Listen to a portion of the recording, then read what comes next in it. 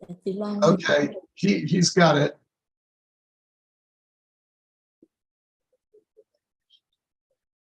Okay.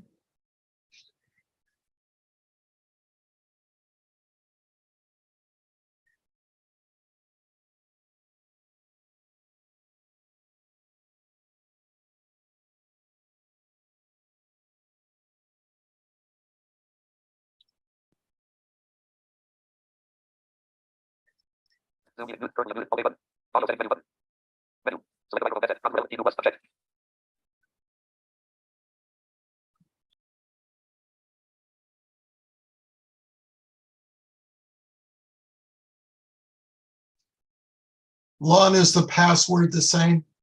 Same. Same, okay.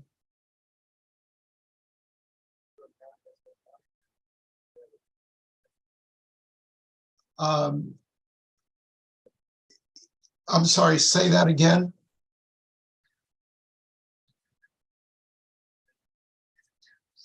Lon, it says that his account has been locked because of multiple login attempts.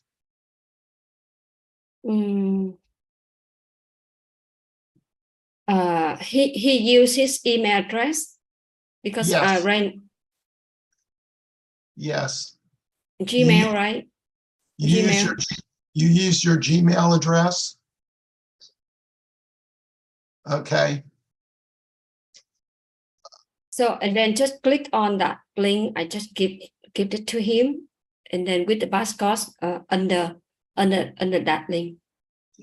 Yes, and he did that, and he said he's been locked out because of multiple login attempts. That maybe Multiple failed login attempts. let me check. Yeah, let me check. Okay, she's checking on her end.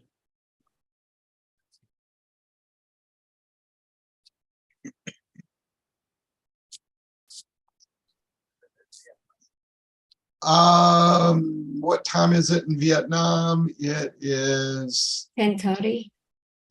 yeah, it's 10:30.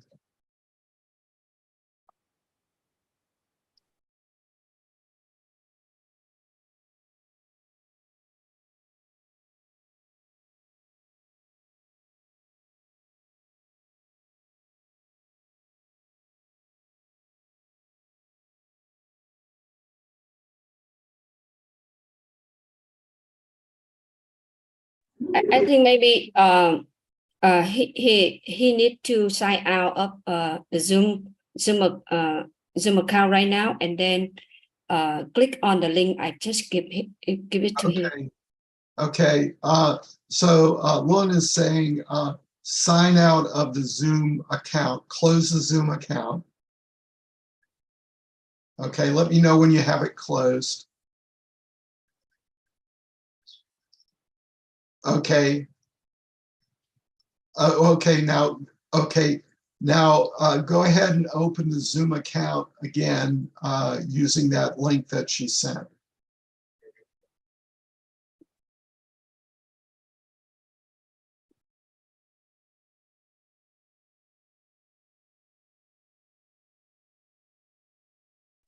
Các anh chị ơi, trong lúc chờ diễn giả của chúng ta vào thì ban tổ chức có gửi cho các anh chị tài liệu của chuyện về 4 này, và chúng ta sẽ xem trước tài liệu cũng như là sẽ tải tài liệu về trong khi chờ đợi ạ.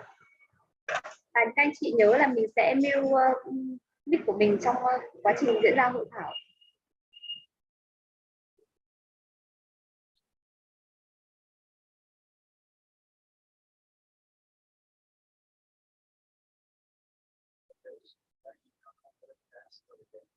Okay.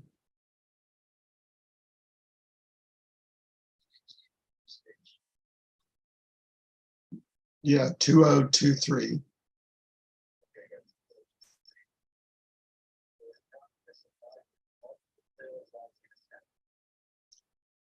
Okay. Lun, it's still saying that he's locked out because of multiple login attempts.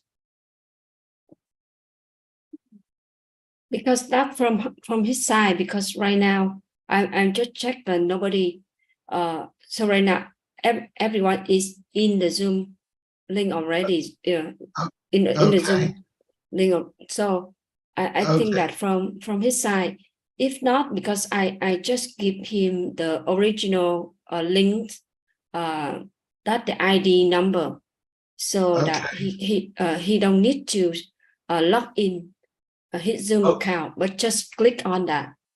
Just try it again. So he doesn't need to log in. Yeah, just try it. Yeah. Okay. Lun's saying you don't need to log in. You just have to hit on the link that she sent you. You don't just even sign out. Yeah, first just sign out the of his Zoom account first, and then just click on that link. So try it again. So okay. you see. Yeah. So she said, sign out of your Zoom account again.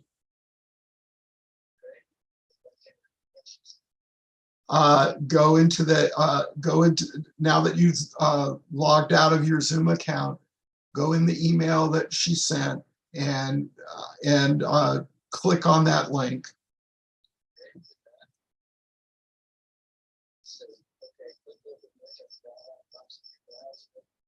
Okay. Sign in to join or don't join. Lun. Yeah. He got it. He's got a message that says sign in to join or don't join. So join, please. Join, please. Okay. Click join. It's asking him to enter his email and ask him to enter his password again. Yeah, just try it. Well, just wait a minute. Let me talk to Lun. Yeah, just try it. If his laptop say that.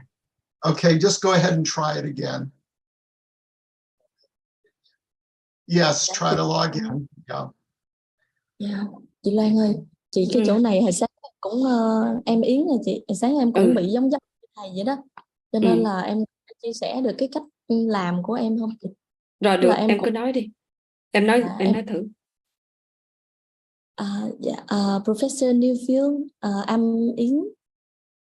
Hi, Ying. Yeah, good.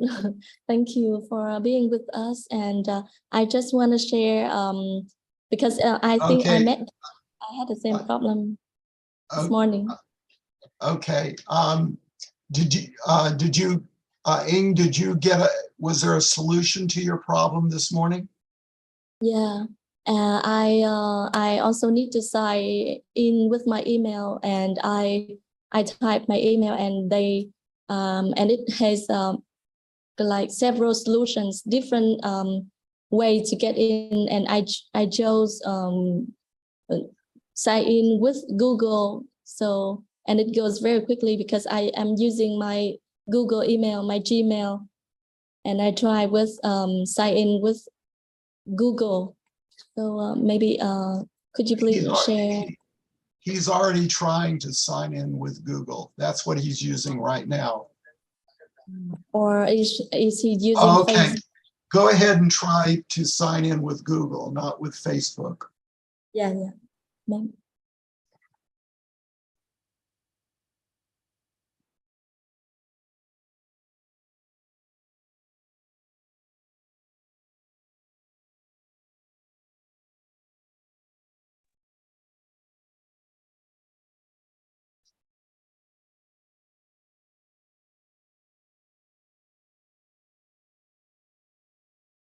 Thank you, Ying. We're working on it. You're very welcome. I hope it works. I hope so too. Tại vì giống như là bên chị cũng, nếu mà chị xài Google, chị mà set up Google nó cũng sẽ nhớ cái Google kia. Mình có một cái Google. Như chị cơ quan của chị một cái với là cái Gmail personal. Thật ra nếu mình xài khác nhau thì nó không có match. Dạ, với lại chắc tại cái của em hồi sáng em bị là do em đổi điện thoại á chị, cái nó mới không có nhớ, trước đó là em đã vô. So what are you doing now, Jim?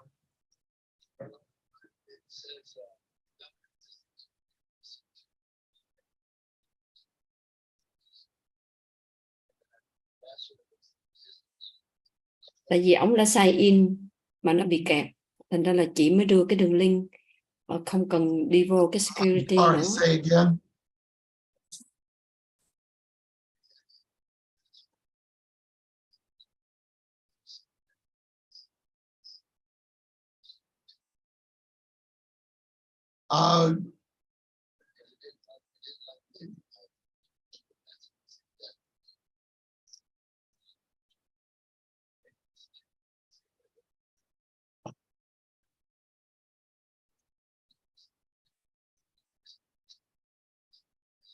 Okay.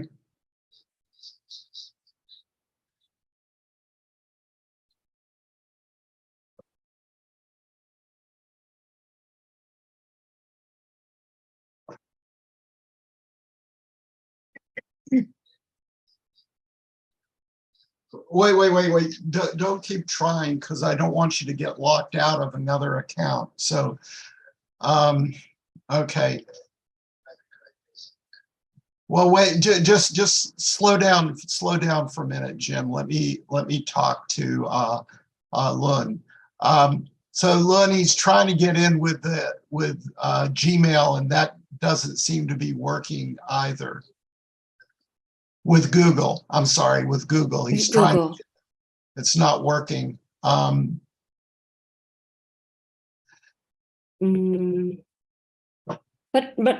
right now, if he sign out, he sign out of the Zoom account already, and just like click on that, but it didn't work.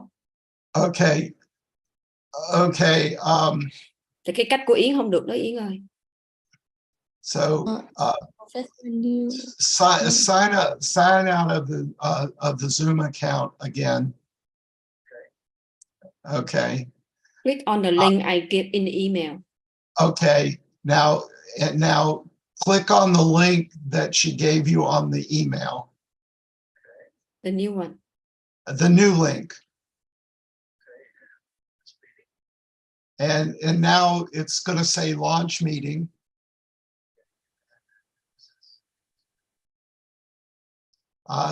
Go ahead and join. Well, wait. Don't do anything, please. Let me talk to Lun. Okay, so now should he try to join through Facebook or Google? Other way, there are several ways. Maybe the one that Dr. Jim used with accordingly with the email. Yeah. I'm sorry, say that again. Yeah, I use the email. Yeah, because when he typed the emails, so please tell him that try to use the way with that support his email. For example, this morning I typed my Google email and I go with Google. So and it works. So maybe if he's using for example LinkedIn, for example, and he should go with LinkedIn. Yeah, because there are several ways. Yeah. So do you understand what? Well, Em nói lại cho chị hiểu chút coi. Là ý là khi mà sign in vô thì là nói ổng là xài cái email address nào?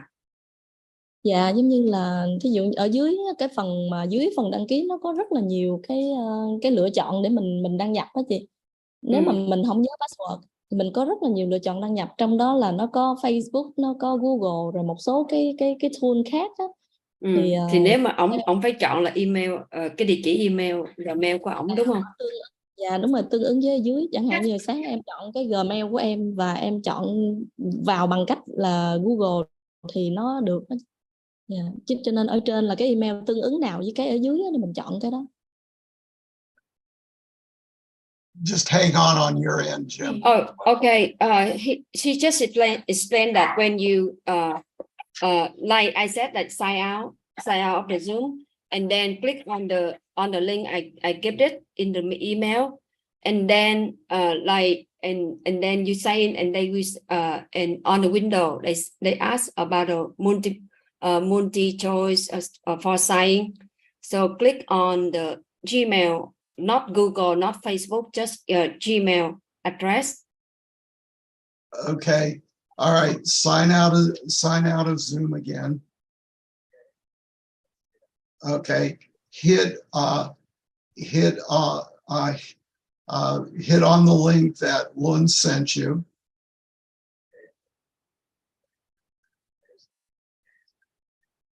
Okay.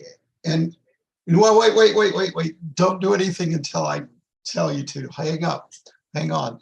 So, all right. So now you want him, Lund, you want him to just hit on Gmail. Okay. So click on Gmail. Okay. Don't do anything until I check with her. Okay. Just hang on. So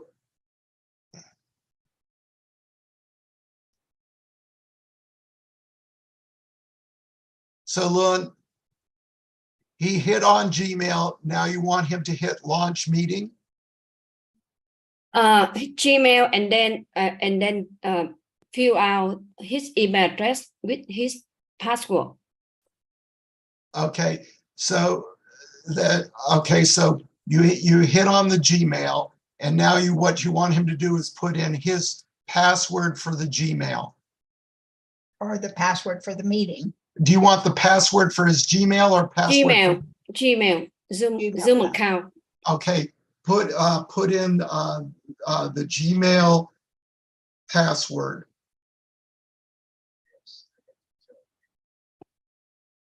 Zoom. Because when he sign up the Zoom account, he will give the email address and create the password. So just sign in with that Gmail and password. Okay, now his Gmail password or the password you sent? No, the password he used, not that Gmail. the Okay, password. and now put in your Gmail password. And then your Gmail password.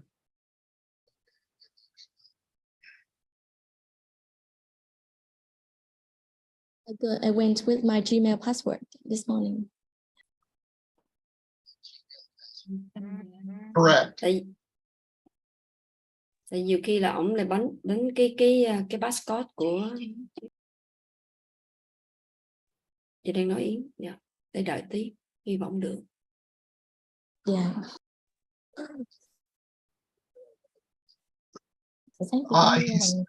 He's still getting that his account has been locked because of multiple login attempts. Multiple. Say again what it says.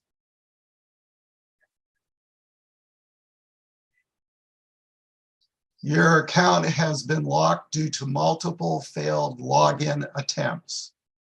Yeah. Yeah, I think that the Zoom they close, they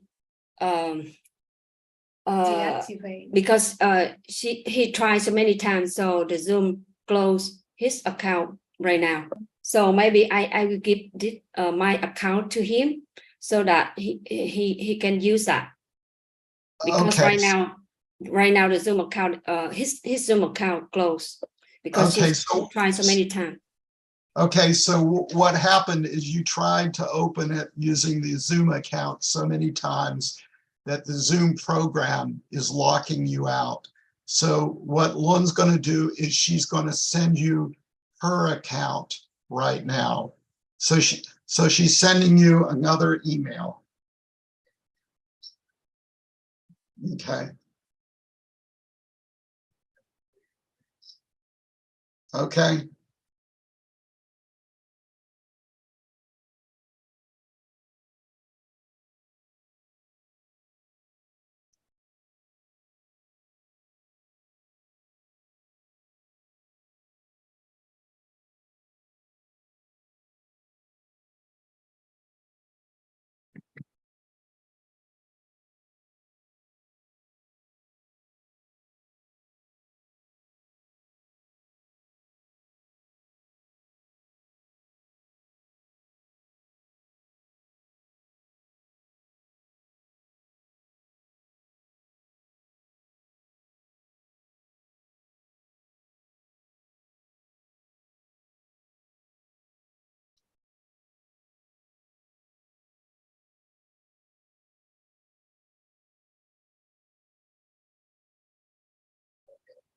I'm not sure she sent it yet, so She's working on it. she's working on it.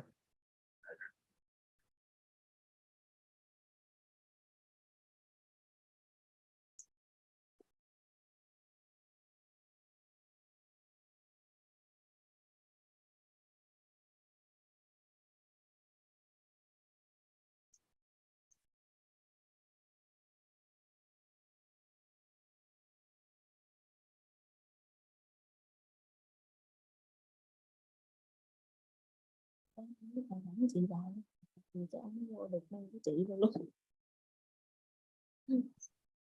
I just sent it. Ask him to refresh his email address. Go ahead and refresh your email. She just sent it.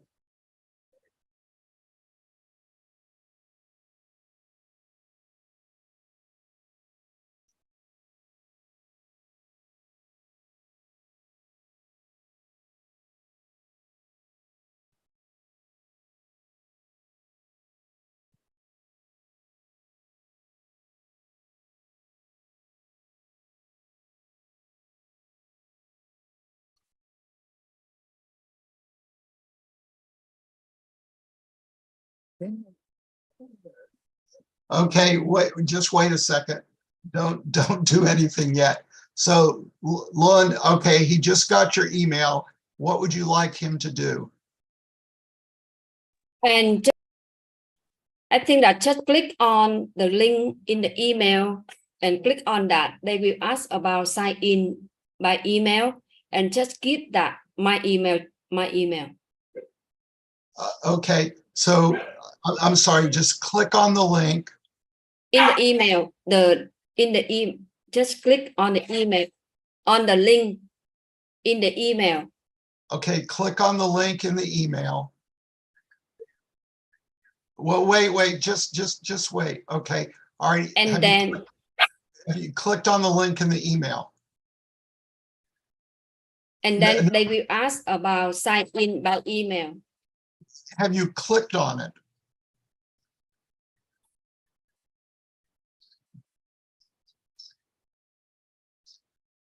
Yeah, okay.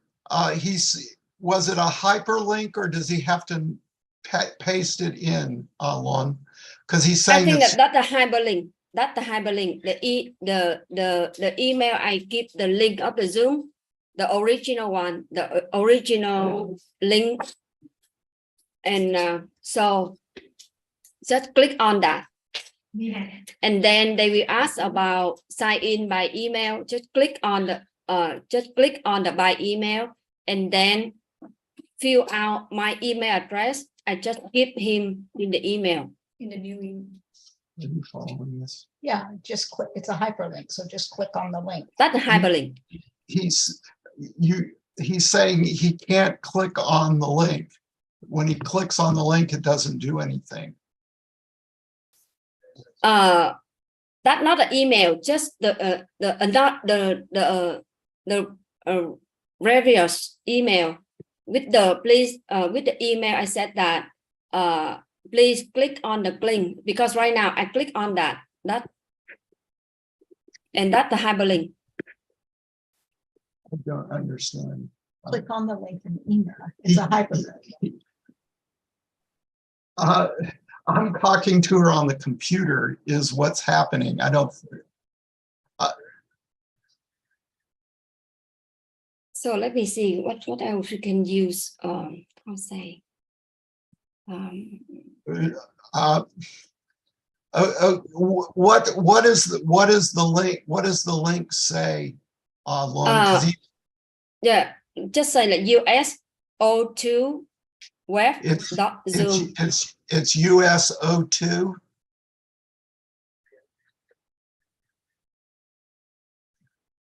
Okay. Yeah, click on that. That's the hyperlink.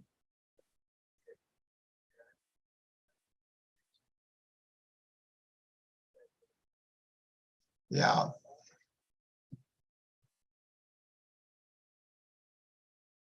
No.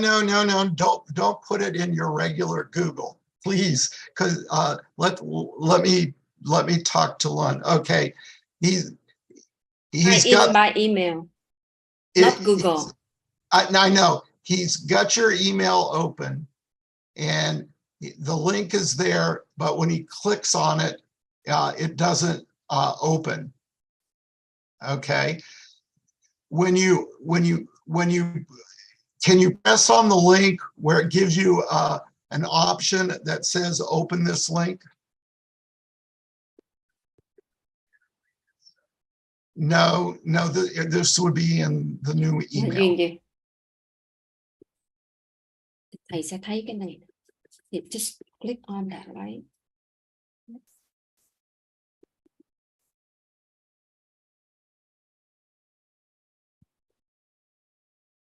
I'm not sure what you're talking about clicking on now.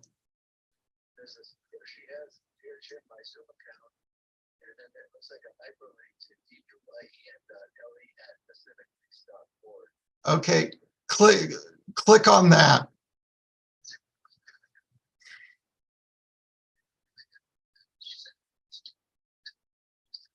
Okay.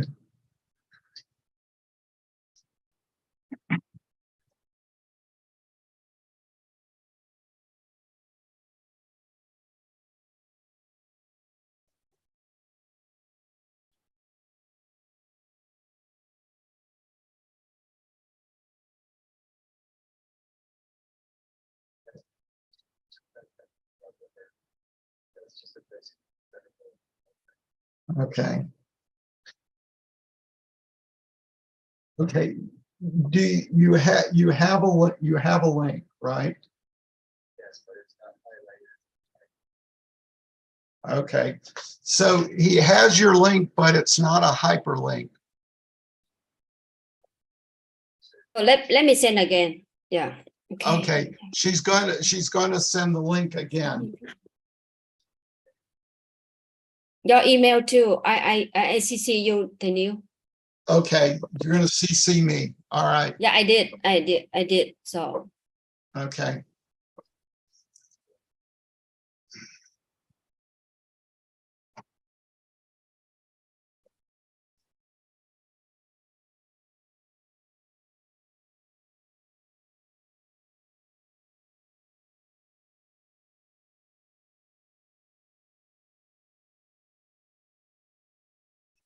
On mine, it's a hyperlink. Jim, it's in blue, and if I click on it, I will go there.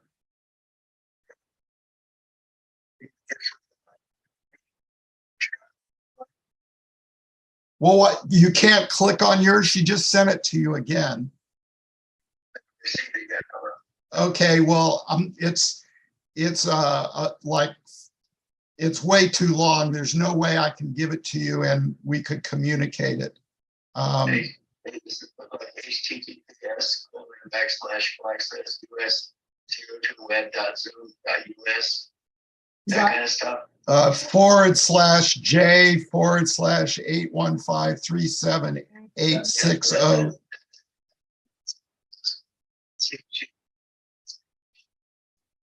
Mine is just not hyperlinked. It's all gray like the rest of the text.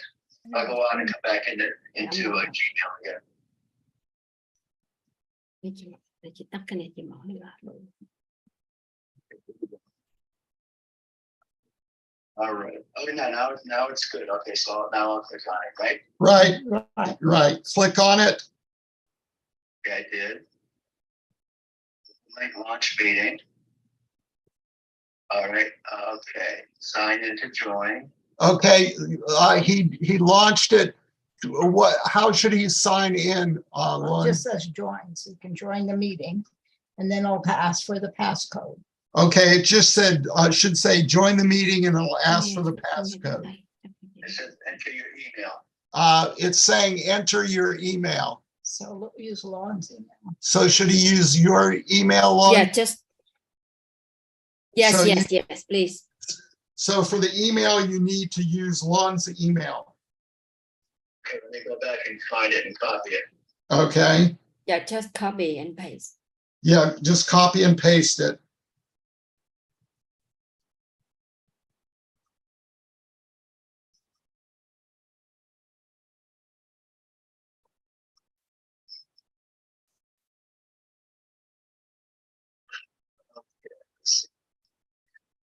It's, It looks like DUYEN.LE@pacificlinks.org. Ask her if that sounds like the right one. Yes. Yeah, she yeah. said, she said yes. There I go. Let's get that copied. Yes. And then it's going to probably ask you for the passcode. I think get this done first. I'm not done with this yet. Okay. Okay, it's not, it's got extra junk in it that I gotta get rid of. Here we go. Okay, and the password is going to be, And the password is still the CT. No, CT not CT. Not What is CT. That's the password of my email address under my email address. It is, the email is CTA. No, she's saying it's not CTX. The passcode. The passcode is CTX, right? Yeah, the passcode of Oh yeah, the of the passcode, workshop. yes. Yeah, the Yes. passcode of the workshop link. That's the CTX. Right, Right. that's the passcode, yeah. Yeah, but like for the email address, I just give you my email address. That's my password of Okay, the email. and your email address again is, it's not your regular email address, right? It's a different one. Yeah, the different one, but like my staff email address. So because right now I sign in, so I just give you email address. Just give that. Just fill out of that email and then with the password. Okay, but it's not your long at pacificlinks.org. No, my address. staff email address.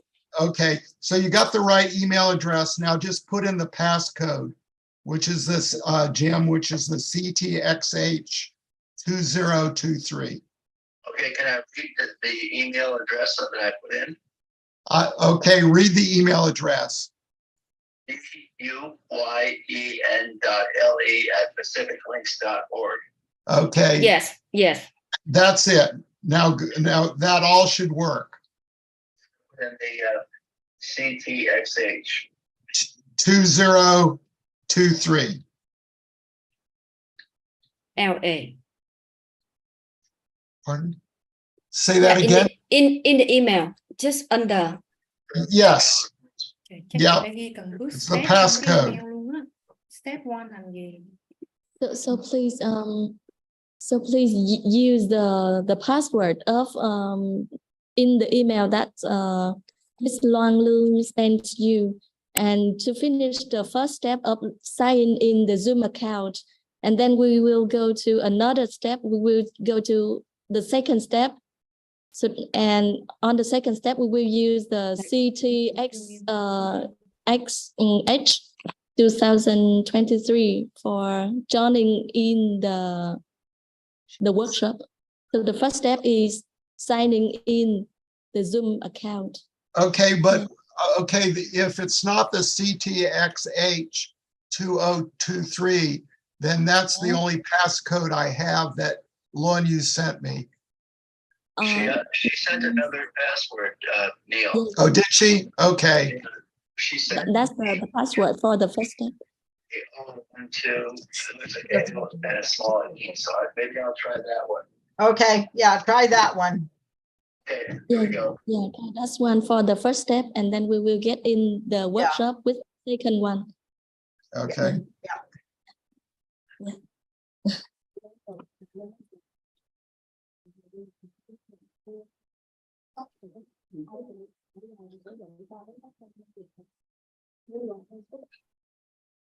Can you ask her if it's a 2LE at the end? Is Chị it, ơi, cái is chị phải Yvonne, I hate, this is her passcode for your emails. I don't want Right, to announce it. Alon, could you private message us in the tech so that we are not sending, could you private message us in the chat box so I could have the passcode for it? Yeah. Okay. Thank you.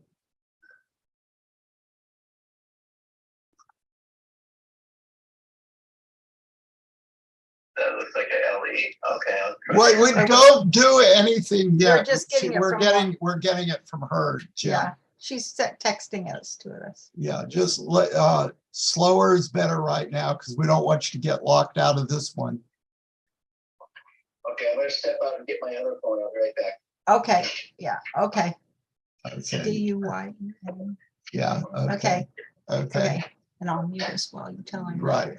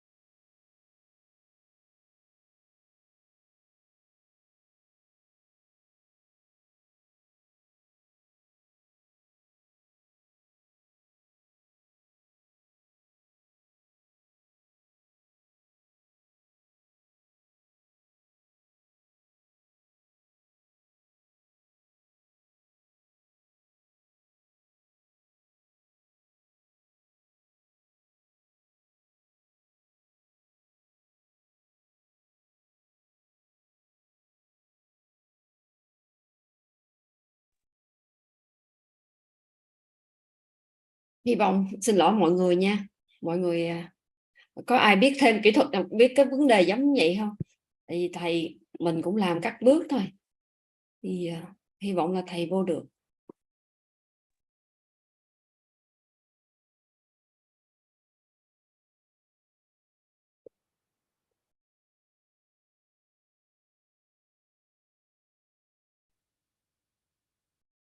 Nghĩ nó chắc đang đúng hướng rồi đó chị, chỉ có một cái là hy vọng là sign in được vô cái khúc đầu, vô cái tài khoản cá nhân của bạn staff Thì của lấy chị. đấy Rồi sau đó lấy hy vọng là lấy cái của chị đi vô được nha, bên chị đi vô được. Dạ hôm qua em cũng gặp vấn đề tương tự, buổi sáng qua em cũng hiểu mãi không vô được. Dạ. Dạ, em xin cho ý kiến một chút xíu ạ. Cái này hay là mình có thể nhờ thầy khi mà gọi cái camera cô đó thì mình có thể hướng dẫn nhìn trực tiếp thì có thể dễ hơn á. Thì có thể nhờ thầy chỉ luôn cái camera và cái màn hình thầy đang đăng nhập á. Thì mình sẽ nói hướng dẫn cụ thể hơn ạ. Và thầy có thể làm đúng cái thao tác được ấy. Thì sau khi hôm qua một buổi sáng em làm không có được, xong rồi sau em nhờ bạn em làm cái tài khoản khác và em kích vô thì được liền. Dạ, em chia sẻ với các bạn. Cảm ơn chị. Dạ. Yeah, có thể là vậy. Restart lại máy rồi vô lại cách chị Lan mới vừa hướng dẫn xong á, tại vì mình cũng bị hồi sáng mình cũng miss một cái hội thảo như vậy. Restart lại máy thì có thể vậy ha. Mình thử Tại hồi nãy thôi. cái thầy cố gắng mấy lần á, cái nó đóng luôn. Nó Dạ, đóng luôn cái tài khoản của thầy. Nếu mà đăng nhập nhiều lần là của em hôm qua nó bị đóng tài khoản em. Đúng rồi, nên phải restart máy lại, coi như là hoàn toàn lại hết.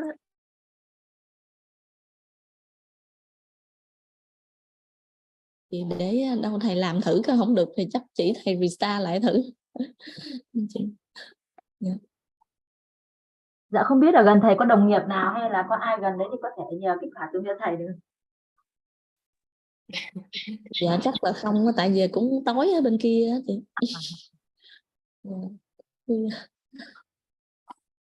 Giờ này là khuya ở bên Mỹ cho nên là chắc thầy ở nhà một mình. He's typed in your email address and he's typed in the password and it's coming up incorrect. Email or password. It's coming up incorrect email or password. The password capital D. Oh, I have to. Right. Now you are on capital D. Yeah, and then UYEN and what you sent in the text message is what I've given him. Yeah, that's the DUYEN 3012 LE. Right. Wait, L-E. Yeah, that's right. yeah, It's 1, 2. Yeah, yeah, that's right. that's what we gave No him. space, no space. Yeah. Exactly. Yep. He copied and pasted it directly Yeah. from your email. He copied and pasted it from your email. However, sometimes pasting doesn't do it right, so maybe you should type it. I typed it twice, slowly and carefully. Okay, Okay. he typed it twice and he also tried pasting it and it's saying incorrect password or email.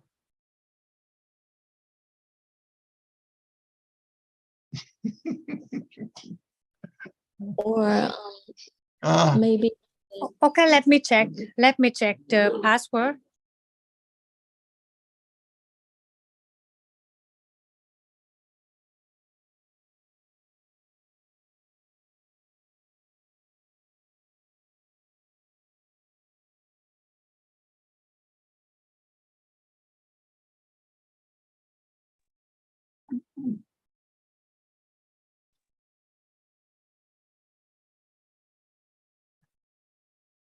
Chị ơi, nếu như mà đã login vào cái email rồi thì cái phần đòi hỏi passcode ấy, thì mình sẽ là cái passcode của meeting chứ không phải là passcode không phải password của email ạ. Em không biết là thầy đã thử cái passcode của meeting chưa ạ?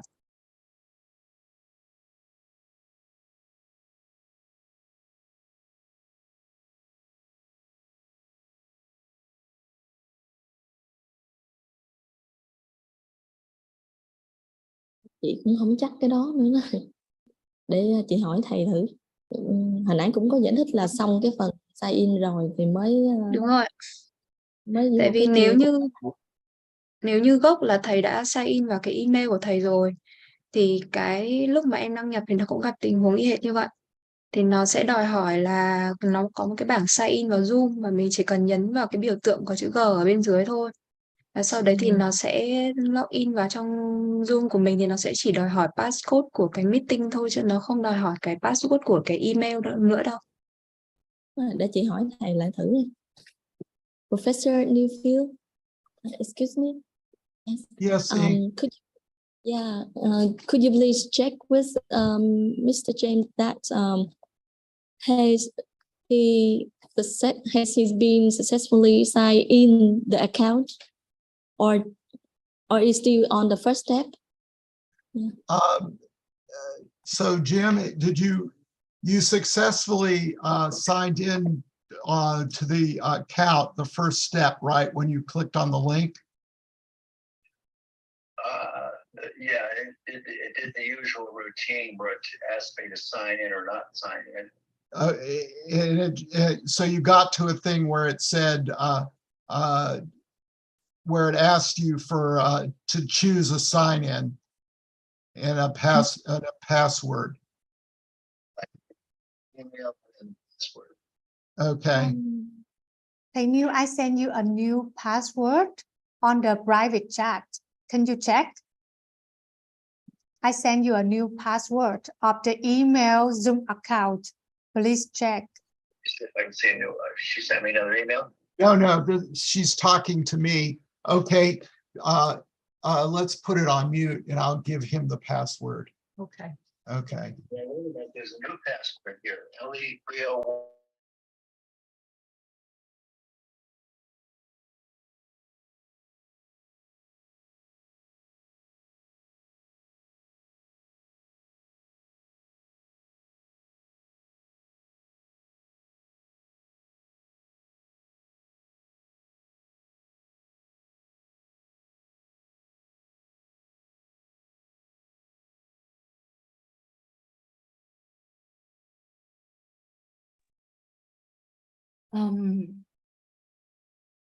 Có khi nào hồi nãy lúc mà bấm cái Google mà hồi nãy giống như Yến làm á, nhưng mà thầy là cái account của thầy bị đóng thành ra là không làm được không? Thì có Sơ Hiệp cũng mới nhắm cái cách làm á, thì giống như không cần sign in á, là đi vào á. I think he successfully to go to this room. Hello, Mr. Chu. Are you there?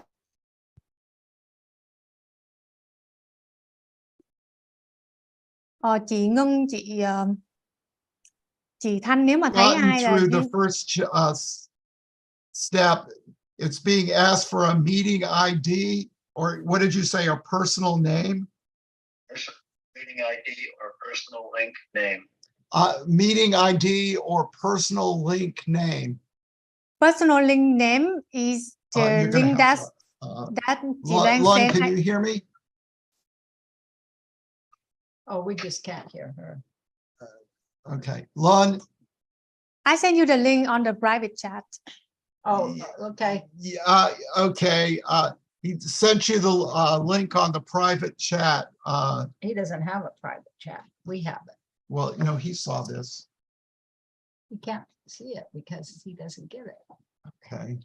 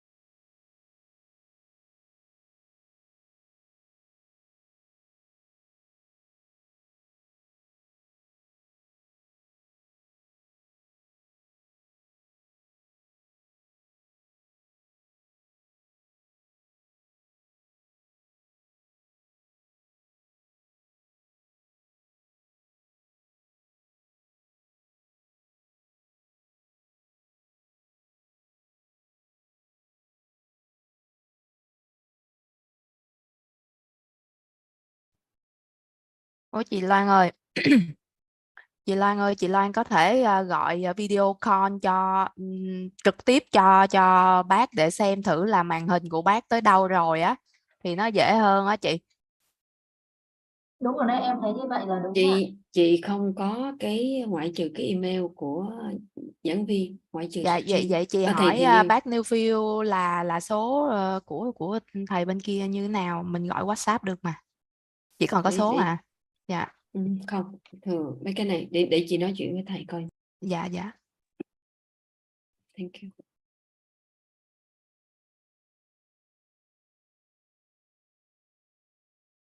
Professor Susan and Professor Newfield, I sent you a private message.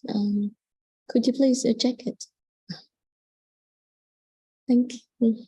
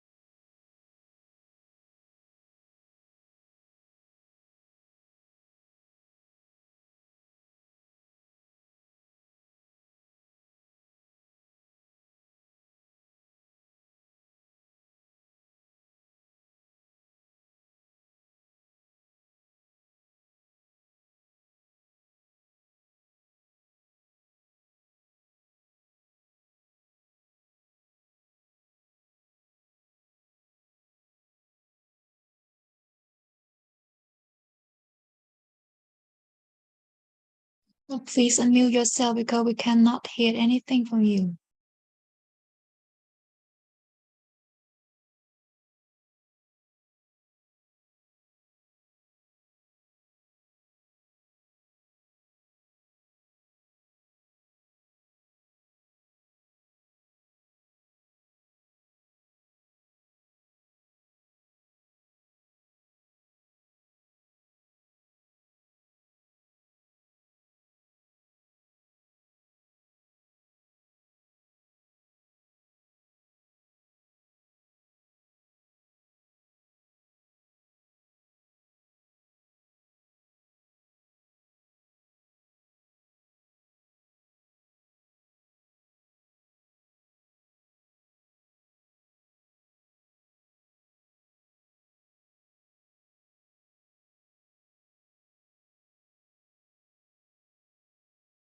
Professor Newfield, I sent you a private message with a small correction. Could you please check it and see if you can proceed this? Yeah. Thank you.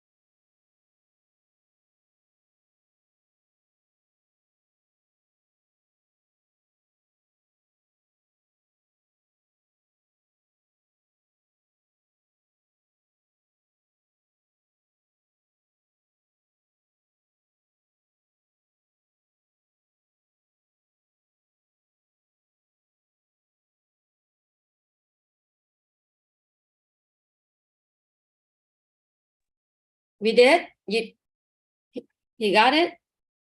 Go, Susan.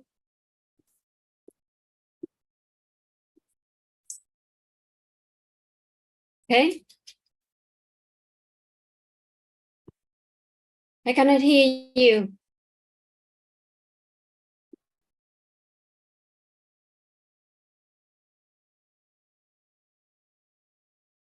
I cannot hear you, thầy ơi.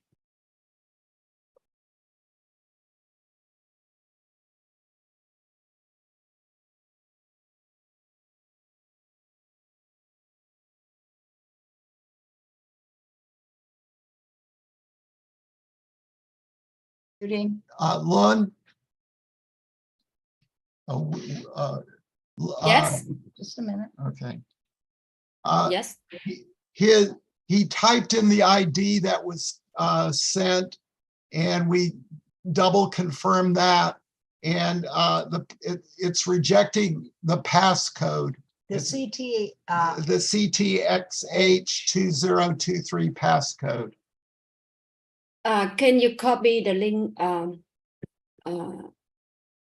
Let's see.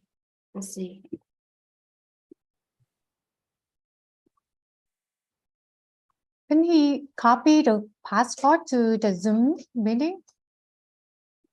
Yes. I send you the private chat on the private chat.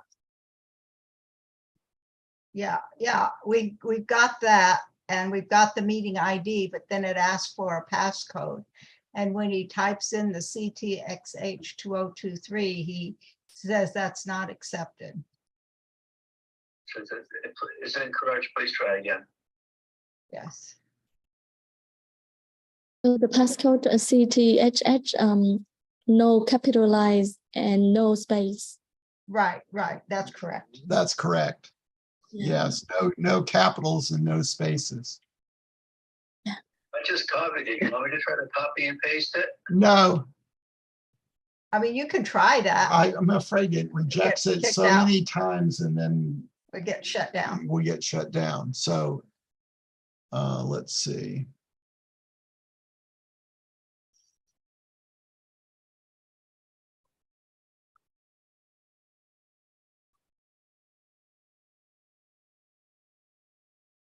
See what that does is it logs you in.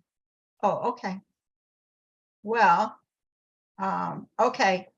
We got another option here. Okay. Let's try this. Why don't you copy all of that and send it to me and I'll send it to him. Okay. Okay, we're going to try one more thing, Jim. Okay. Okay. Working on it. I know you are. Chị Thanh ơi rồi mute những người ấy giúp em à. Apologize to the attendees. We're doing our best here, guys. Yeah. Okay. Okay. All right. Let me get to my email here. Okay.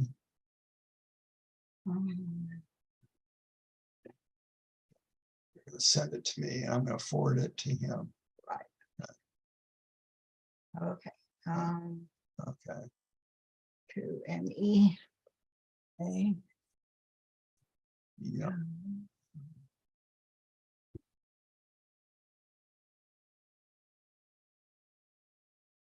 Okay, this isn't a hyperlink anymore.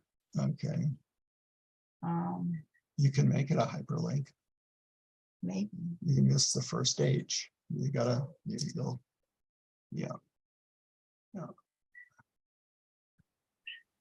I can't type. Okay. We can just paste that into his browser. Okay. Okay. So I'll send that. Okay. Okay, we're trying another thing, Jim, where you just need to click on a link. Okay. Well, actually, he's going to have to paste the link into his browser. Right. Okay.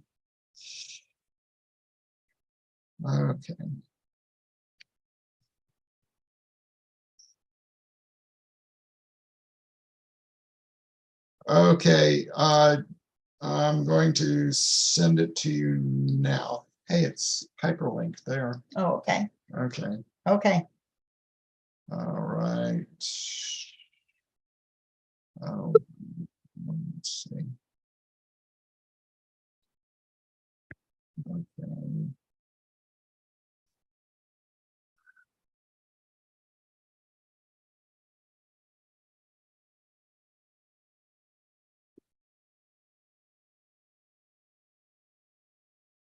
Okay, I just sent it to you, Jim. And he should just be able to click on the hyperlink and then put in the passcode. That you also have there. The CTX. Yeah. Yeah. So click on the hyperlink. Okay. Should I get out of what the stuff I've been doing? Leave that for now. Let's see how we do. Yeah. Okay. All right. So we're gonna go. I'll open my email up again here. Okay. All right. There it is. Okay. So right here, the USO2web.zoom, right? Yeah. And then Yep. there's your CTX 2023. Yep. Here we go. All right. I'm gonna get rid of the meeting passcode from the other one because it keeps popping up in the way, so I'm just gonna close it. From the one we've been working on, I'm just gonna close it, okay? Okay, Because it's in the way. Join new meeting. Leave and join, I guess. yeah, Leave and join. Okay, here we go. Okay, meeting passcode, and that's the CTX, right? Right, right. that's correct. CTXH 2023. That's correct. So it was incorrect. Please try again. Oh, God. Okay, I could copy it. Just wait, let's, okay. Lon, did you hear that? He just tried he got in using the link that was sent, the US web one, the last one you sent, and then used the meeting passcode, and it gave him a message the passcode was incorrect.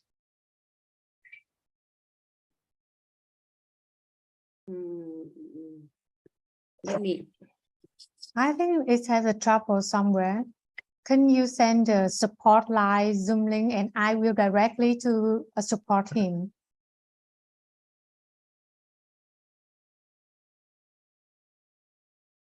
Yes, what Yes, did she just wait a say? minute. they just sent us the passcode again, and that's the one he's been using. That's the one that he's been using. CTXH 2023. Yep, Professor know what Nico, else to I do. sent you a private message. Could you please try that one? Maybe try the link. Yeah, the link for workshop 4. Yeah, from ATU. My message from ATU.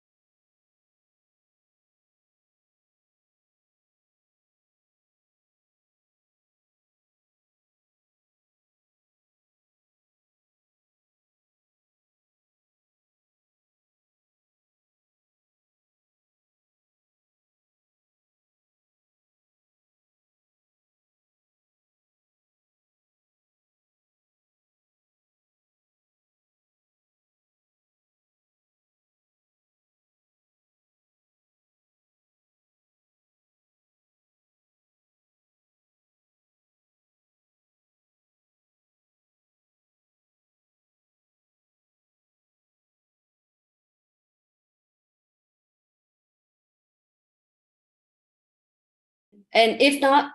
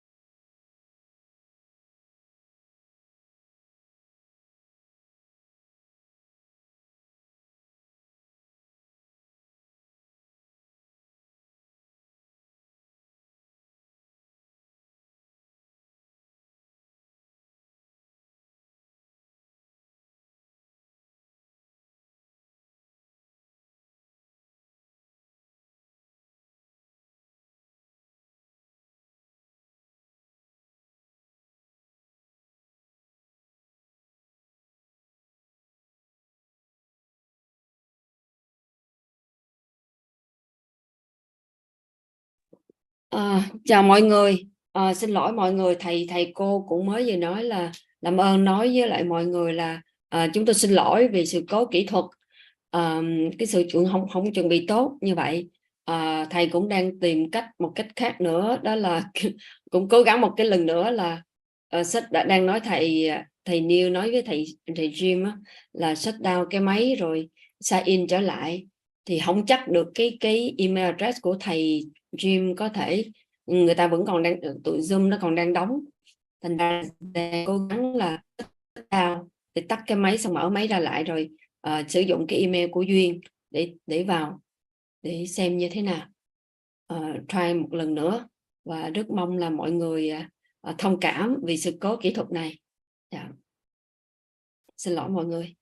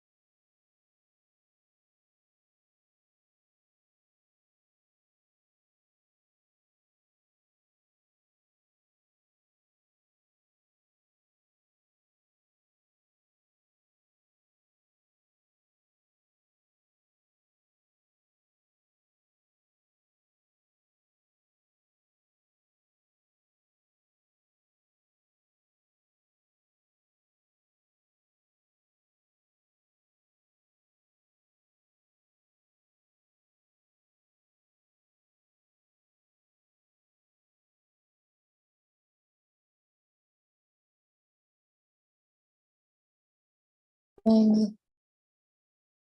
Yến rồi chị. Sao Yến?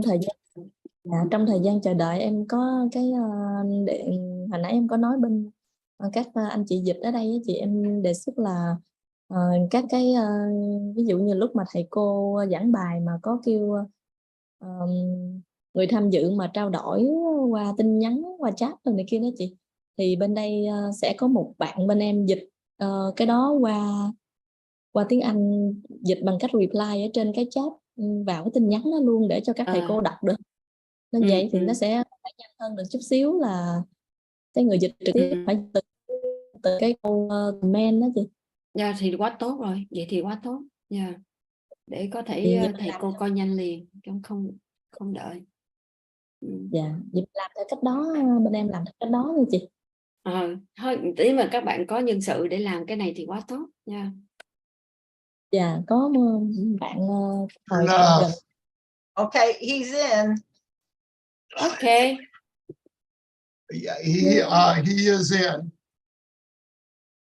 Thank you all on the Pacific Links team for being such great tech solvers. Yes. Whew. So Yes. let me do a very brief introduction, and then you can start, Jim. Is he in the room yet? Are you in the room, Jim? He signed off the. There he is. Okay, he's getting logged in now. Okay. He's in the waiting room. Okay, he's in the waiting room. Yeah, I admitted. There he is. There he is. Okay. Yay. All right. So first, thank you all for being so patient as we tried to problem solve this technological challenge. Really appreciate your patience. Dạ, xin cảm ơn các anh chị đã rất là kiên nhẫn để mà với cái sự chúng tôi xử lý cái sự cố kỹ thuật vừa rồi. Thank you for all the efforts, Professor New and Professor James. And I'm going to make the introduction. Recording in progress. I'm going to make the introduction very short, Jim, for the sake of time. This is James Palmer. He's a social worker, and he is talking to you this evening from Albuquerque, New Mexico. Dạ, thì sau đây thì thầy Neil cũng muốn giới thiệu ngắn gọn thôi. Thì thầy Jim Palmer hiện đang là một nhân viên công tác xã hội và thầy đang trình bày với chúng ta vào buổi tối nay là thầy đang ở là Albuquerque của New Mexico. And Jim has a lot of experience with counseling and facilitation of groups. But what he's going to talk about this evening primarily is working with people who are going through the grief of a loss of a loved one, and also working with hospice. Yeah. Thầy Jim có rất là nhiều kinh nghiệm làm việc trong lĩnh vực tham vấn cũng như là hỗ trợ các nhóm. Nhưng mà chủ đề mà thầy Jim sẽ mang đến với chúng ta hôm nay thì chủ yếu là sẽ là cái cách để chúng ta làm việc với những người mà đã trải qua những cái đau thương hoặc là mất mát, những người thân, hoặc là những người chúng ta sẽ làm việc với những người mà ở những cái viện an dưỡng. And of course, all of this is so that people can better support their families as they go through life-threatening illness and possible death. Và những cái nội dung này nó sẽ giúp cho chúng ta có thể là hỗ trợ gia đình nhiều hơn, hoặc là hỗ trợ những người mà khi mà họ trải qua những cái căn bệnh thập tử nhất sinh. So Jim, please take it away. Và sau đây thì xin mời thầy Jim ạ. Unmute. You have to unmute, Jim.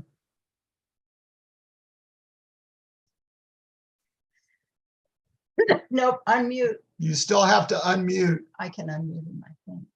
There we go. How about now? Can you hear Yes, me now? there you go. Okay. Thanks all for the help, everybody. Appreciate it. Now we can get rolling here. My name is Jim Palmer, a hospice social worker, and among the various other hospice jobs that we talked about, social workers here in this country can do a whole lot of different things. They can work in counseling children, prisons, jails, hospitals, and hospice care, end-of-life care. So what we're going to talk a little bit about tonight and see what flies in terms of this notion is what how it applies to us versus how it may apply to you in your country as well. Maybe that'll help us understand and see, have a little bit of perspective on this particular issue. Excuse me, Jim. Could I translate to the participants for a while? Oh, sorry, I went too fast. Yeah, please translate. Dạ, thì thầy cũng giới thiệu ngắn gọn ở đây, thầy là Jim Palmer và công việc chính tác xã hội trong các trại an dưỡng. Và trong những cái công việc của thầy đó thì những cái người nhân viên công tác xã hội ở đây thì họ sẽ đảm nhiệm rất là nhiều nhiệm vụ khác nhau, rất nhiều công việc khác nhau. Ví dụ như họ có thể là tham vấn cho trẻ em hoặc là tham vấn cho những người mà đang ở trong tù, thậm chí những người trong bệnh viện, và chăm sóc ở an dưỡng và ở các cái trại chăm sóc an dưỡng. Thì hôm nay thì những cái chủ đề mà thầy sẽ nói nó sẽ là chủ yếu là sẽ nói về cái việc chăm sóc những cái tình huống mà những người trải qua đau buồn ở trong những cái trại an dưỡng. Và thầy hy vọng thì những cái điều này chúng ta vẫn có thể áp dụng cho chính bản thân mình, cũng như là sẽ áp dụng được cho ở cái địa phương của chúng ta. Yeah. Please come on, Jim. Okay, thank you.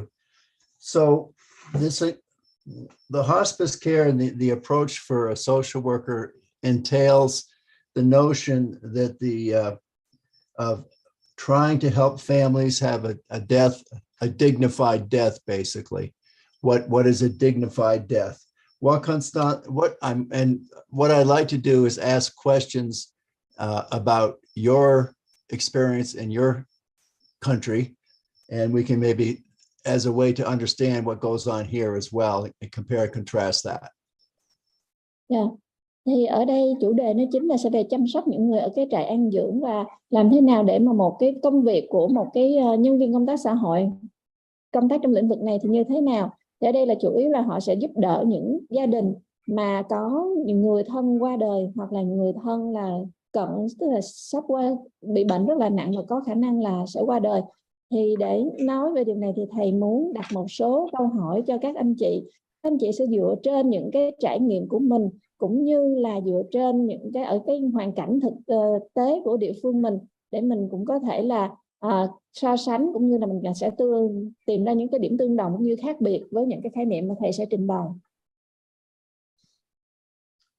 So I'd like to just put that question out there right now before I start to discuss what happens here. You'll hear plenty of what happens here. But I would like to put out the question to the participants: what constitutes a death with dignity in Vietnam? Actually, Jim, could you please clarify the term death with dignity? What constitutes a way for a human being to die satisfactorily in Vietnam? Yeah. Die Does that work? satisfactory. That's the term is a bit new a to good me. death. So About what constitutes a good death in Vietnam? Yeah. Thank you. Dạ, và thì sau đây thì thầy sẽ đặt cho chúng ta một cái câu hỏi là để chúng ta có thể thảo luận là ở đây là cái điều gì, tức là đối với ở cái văn hóa ở Việt Nam của mình đó, thì như thế nào là để là một cái chết mà nó nhẹ nhàng. cái điều gì để mà giống như là khi mà người ta qua đời đó thì cái chết như thế nào nó gọi là nó sẽ nhẹ nhàng hơn, giống như là an nghỉ. Dạ các anh chị có thể chia sẻ vào trong khung chat đó. Should a family member be with, should a patient be with family at the time, or in a hospital, or in a nursing home? Dạ.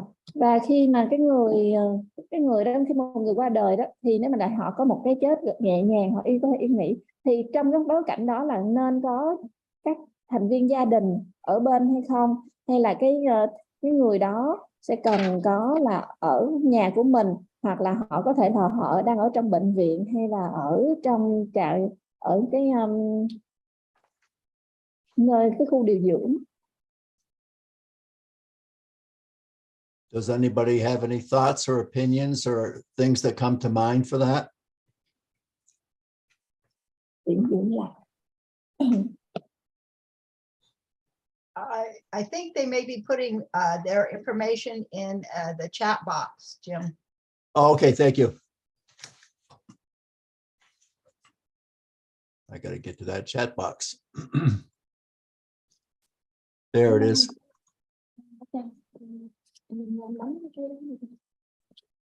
Okay. One of them's in Vietnamese. Ain't going to do much with that, but I appreciate your participating. Oh, okay. So, all right.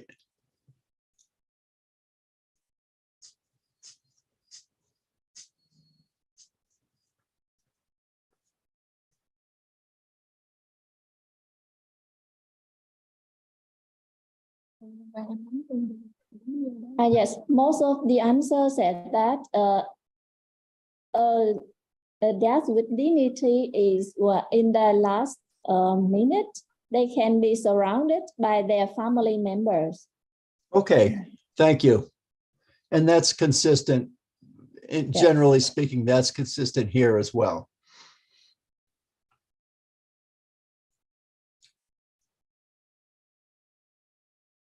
So one of the things that happens in our culture, one of the hospice movement is what we've called that started like in the 60s and 70s.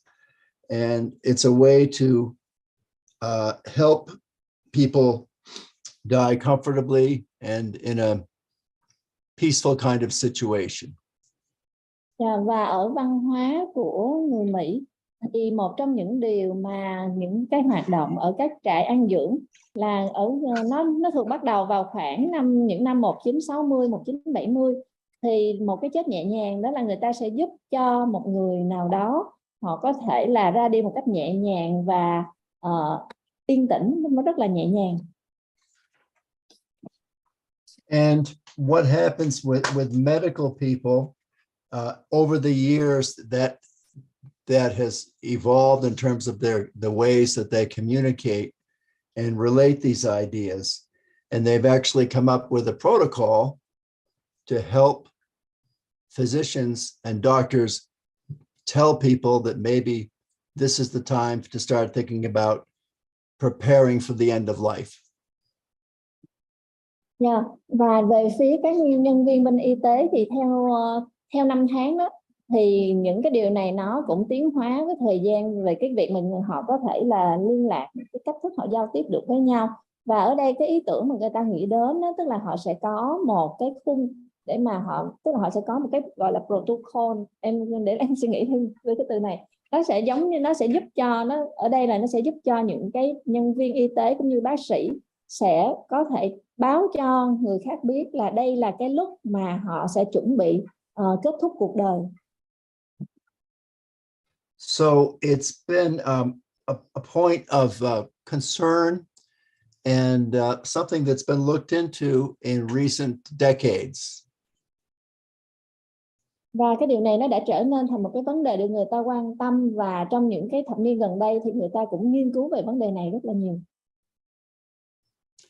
And it's a difficult challenge even for highly trained medical professionals. Và cái điều này nó cũng thực sự là một cái thử thách rất là khó khăn, thậm chí là đối với những cái nhân viên y tế mà đã được đào tạo chuyên nghiệp.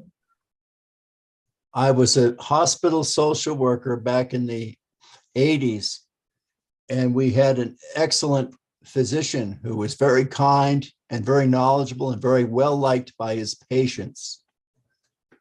Và thầy đã từng làm một nhân viên công tác xã hội ở một bệnh viện vào những năm 1980, và ở đó thì có một vị bác sĩ rất là giỏi. Vị bác sĩ đó rất là tốt bụng, tử tế, rất là thông thái và rất là được bệnh nhân yêu quý. And the nursing staff would work with the patients, and it would become clear that the patients were declining and that the hospital staff had to take measures to prepare for the next phase, which would be end of life considerations. Và những cái đội ngũ mà điều dưỡng ở đó, khi mà họ làm việc với các bệnh nhân thì họ cảm thấy là cái tình hình của các bệnh nhân họ đang suy yếu dần, và các nhân viên trong bệnh viện thì cần phải có những cái biện pháp để có thể chuẩn bị cho cái giai đoạn tiếp theo, đó là khi mà các bệnh nhân là qua đời. But this physician, he would develop a wonderful relationship with his patients. But when it came time to break the bad news, so to speak, the news that's difficult to hear, he would suddenly become invisible. Và cái vị bác sĩ này đó thì lại có một cái, có thể là thiết lập những cái mối quan hệ rất là tốt với cái bệnh nhân của họ. Nhưng mà khi đến thời điểm mà người ta phải thông báo cái tin xấu, tức là phải cho cái người đó biết về cái thông tin mà không ai muốn nghe, thì cái vị bác sĩ này thường là sẽ là biến mất đột ngột, dường như là tàn hình. The nurses would try to contact him, and he would not return their calls. He would avoid them. He would come to rounds at a different time of day so he wouldn't run into them, so he wouldn't have to sit down and discuss the downturn in their physical presentation and their condition.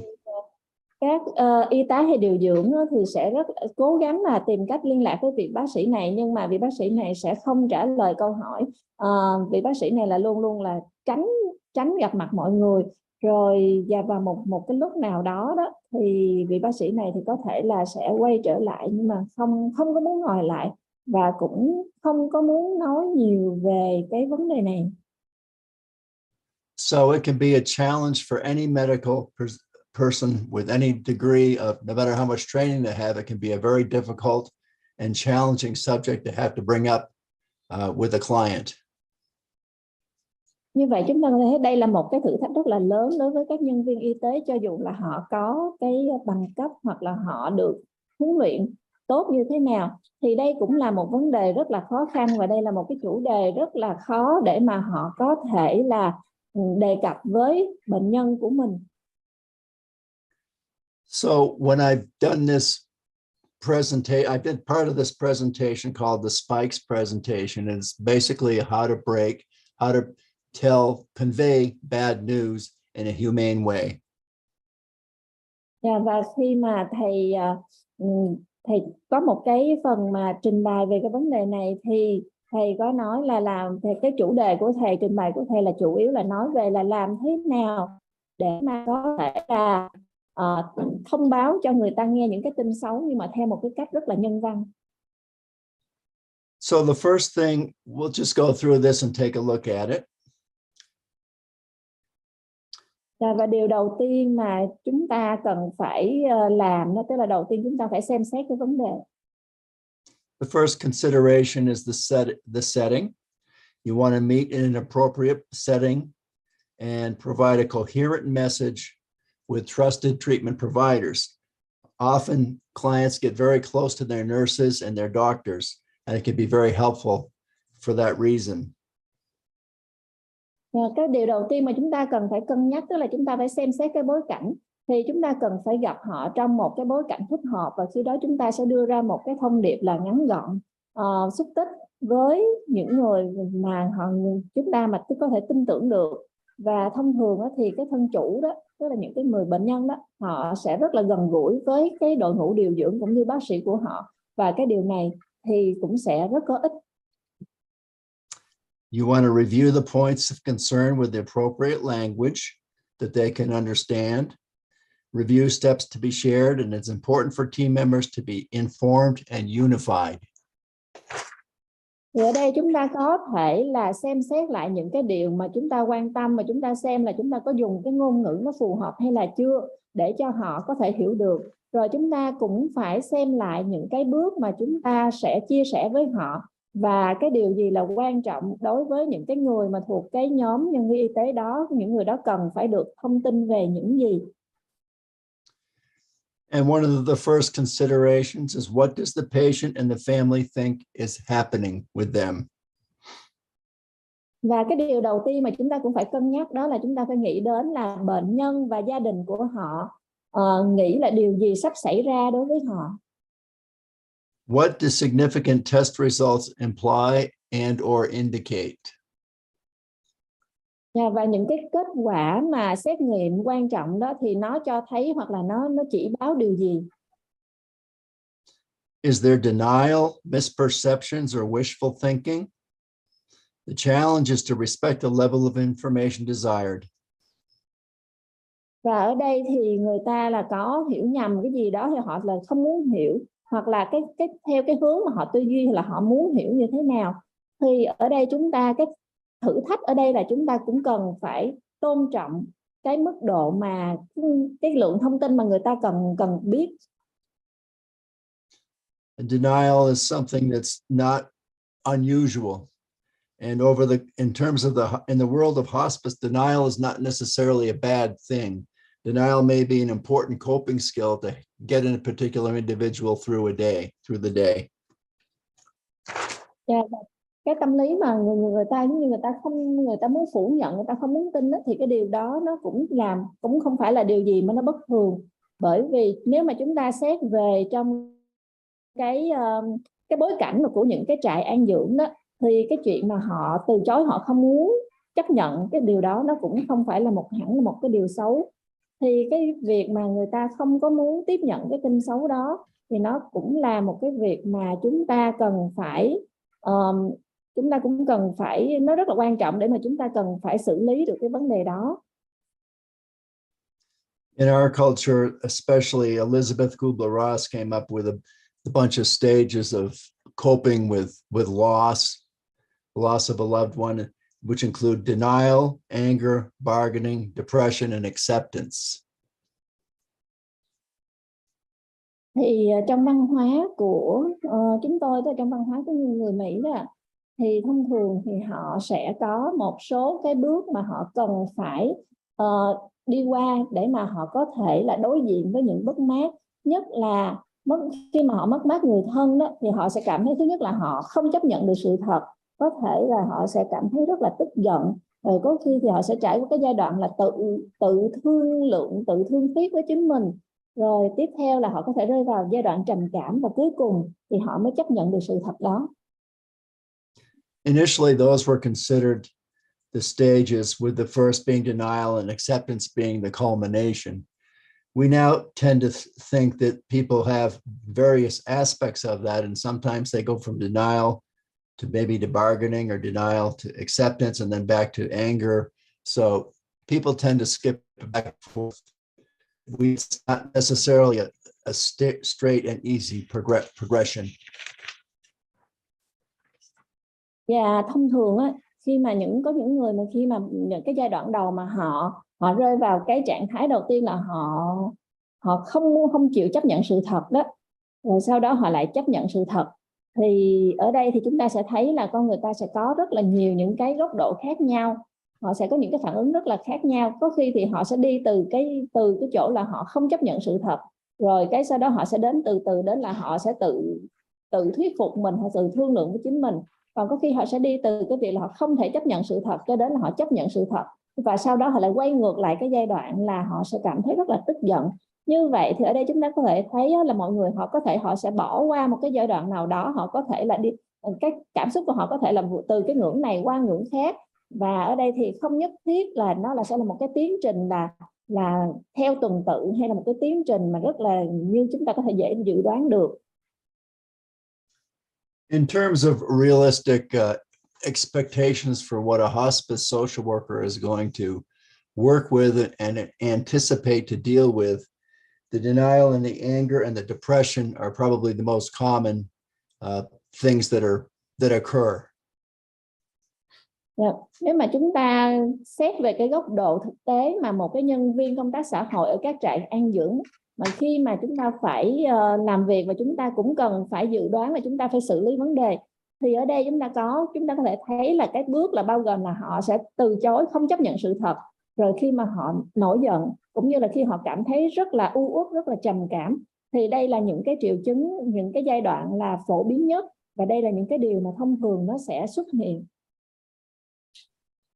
I want to add too, if anybody has any questions, you can feel free to interrupt me and let me know and let the interpreter know as we go along through this discussion.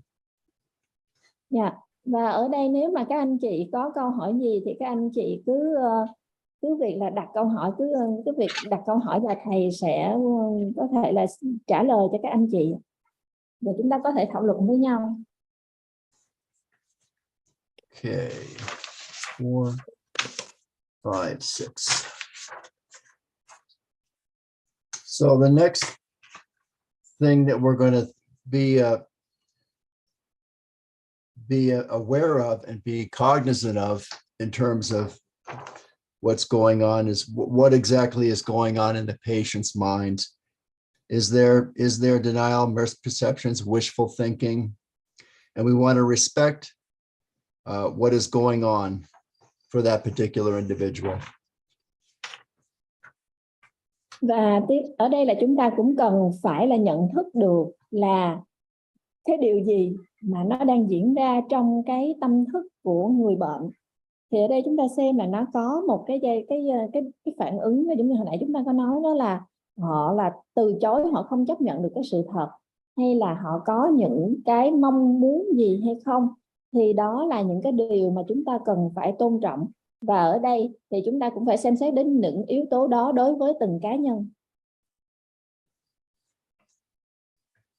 Permission is, in order, a sense of respect and comfort is something that we want to convey to the patient, the client, and we want to have permission to have information, to share information with them as well. Và đầu tiên thì chúng ta cần phải xin phép người bệnh. Thì ở đây đó, xin phép ở đây là chúng ta sẽ thể hiện cái sự tôn trọng và cũng tạo ra cái sự thoải mái cho người bệnh để mà họ có thể là bày tỏ bộc bạch với chúng ta. Chúng ta cũng cần phải được phép để mà chúng ta có được những cái thông tin, hoặc là chúng ta chia sẻ những cái thông tin với cái thân chủ đó của mình.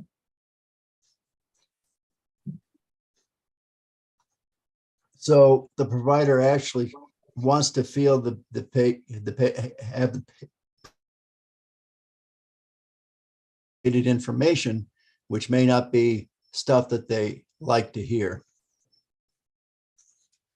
Và những người mà có thể là khi mà tiếp xúc với người bệnh đó, thì cần phải có cái sự cho phép của bệnh nhân, và để có thể là chia sẻ những cái thông tin đó thì họ cũng phải nghĩ đến là những cái điều gì mà những người đó là muốn nghe hay là không muốn nghe.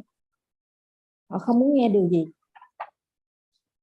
So the next step involves knowledge, general knowledge, and you warn the family that the news may not be good, which allows the family a chance to sort of brace themselves and prepare them for what's coming up. You speak slowly and carefully with accurate examples and details. Và bước tiếp theo thì nó sẽ có liên quan đến những cái kiến thức, thường thức. Và ở đây thì chúng ta cần phải báo cho gia đình biết là cái tin này sẽ không phải là một tin tốt. Thì ở đây như vậy chúng ta có thể là tạo cho họ một cái cơ hội để mà họ có thể là bình tâm lại và chuẩn bị cho cái điều mà cái tin xấu mà họ sắp được nghe. Thì ở đây chúng ta cần phải nói chuyện một cách từ từ, chậm rãi và cẩn thận. Và ở đây chúng ta cũng cần phải có những cái ví dụ chính xác và những cái thông tin chi tiết chính xác. Cancer patients have reported in our country that expertise and specific details were most helpful for them in terms of coping at such times.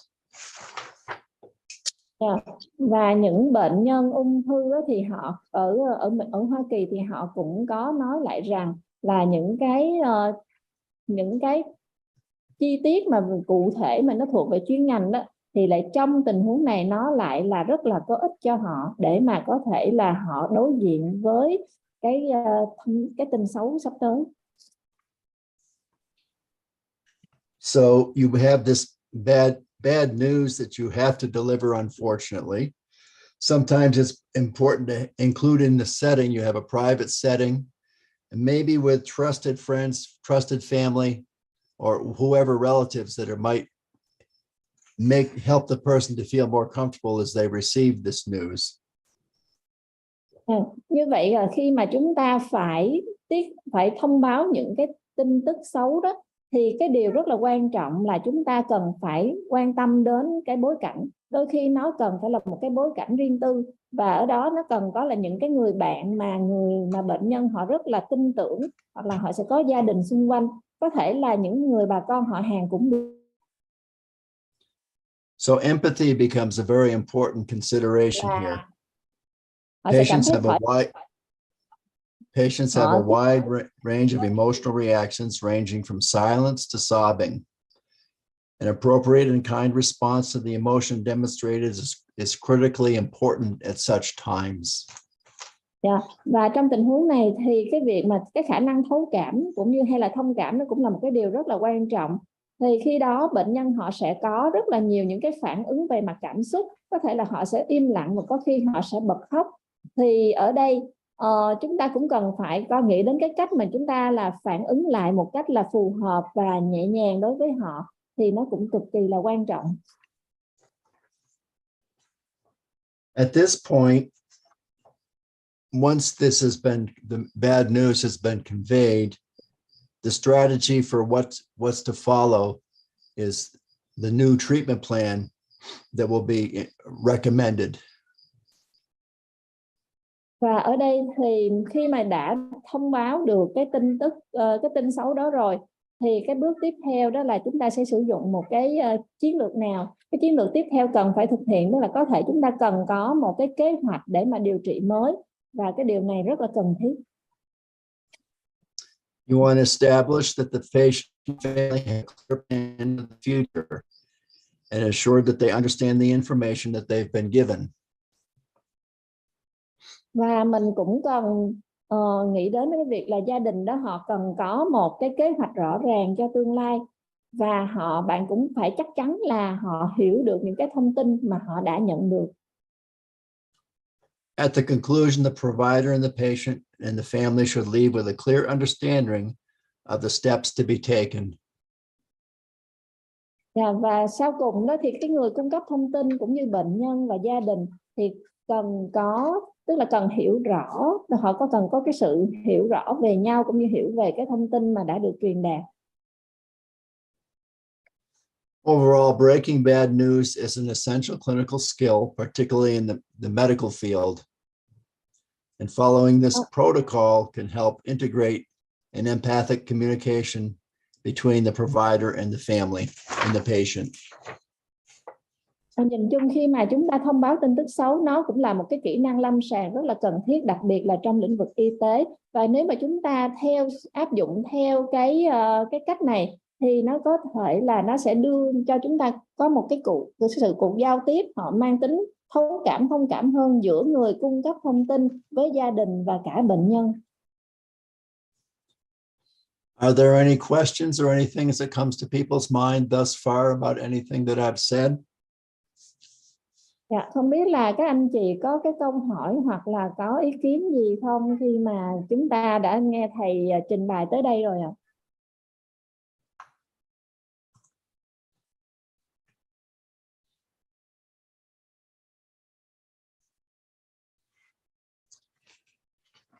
The next point of consideration will be the actual hospice team. Sir? Yes, go ahead. Yeah. Roger, go. Yeah. Regarding the family if they can understand the information provided by nurses and doctor, it's good. But some families members, they cannot understand all the process according to the medical condition. How we can explain more about that? That's a good question. That's where your allies come in, particularly if they happen to have a nurse or a certified nursing assistant that they're comfortable with, or another family member. You know, sometimes we have folks on hospice. Oh, I'll slow down here. Sometimes we have folks on hospice that really don't get it, and you sort of have to just sort of bear with them and take it in very, very small steps. Yeah.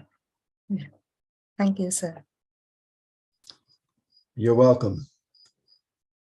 The hospice team itself is the next thing we're going to discuss. So you've provided the bad news, and your treatment plan says that the person is likely going to benefit primarily from hospice care at this point.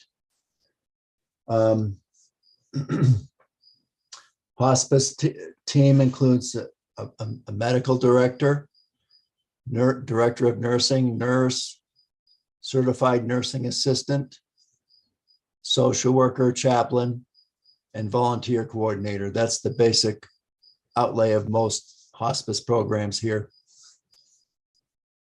Yeah. Thì ở đây có một cái gọi là một cái đội ngũ ở cái nhà an dưỡng đó. Đó là cái vấn đề mà chúng ta sẽ thảo luận tiếp theo. Thì ở đây khi mà chúng ta muốn mà cung cấp hoặc là tiết lộ cái thông tin xấu đó, thì trong cái kế hoạch mà trị liệu của chúng ta thì cũng phải cho biết là cái người đó sẽ có thể là họ có thể là có được hưởng lợi gì từ cái đội ngũ ở nhà an dưỡng như thế này. Và cái đội ngũ mà trong cái nhà an dưỡng đó thì sẽ bao gồm là có thể là giám đốc về y tế, hoặc là những người giám đốc, những cái người mà quản lý bên điều dưỡng, rồi các y tá, và kể cả những nhân viên công tác xã hội, cũng như là những cái người tình nguyện. Và đây là những cái đây là cái phần mà sơ lược về một cái chương trình mà nó ở đa số của các trạm dưỡng.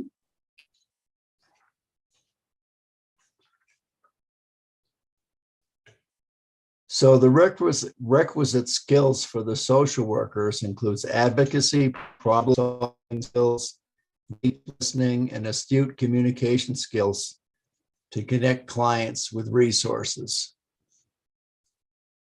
Thì những cái kỹ năng cần thiết cho nhân viên công tác xã hội trong trường hợp này thì bao gồm chúng ta cần phải có cái sự hỗ trợ của mọi người. Chúng ta phải có cái kỹ năng là giải quyết vấn đề. Chúng ta có thể lắng nghe sâu, và chúng ta có những cái kỹ năng giao tiếp nó hiệu quả đối với bệnh nhân hoặc là thân chủ của mình.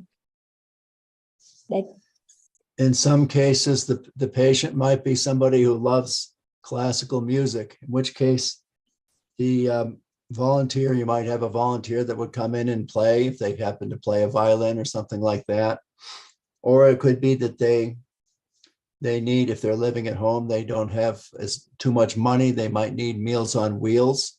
So that's a program we have here to set them up to provide them with food. Those are two examples. Yeah.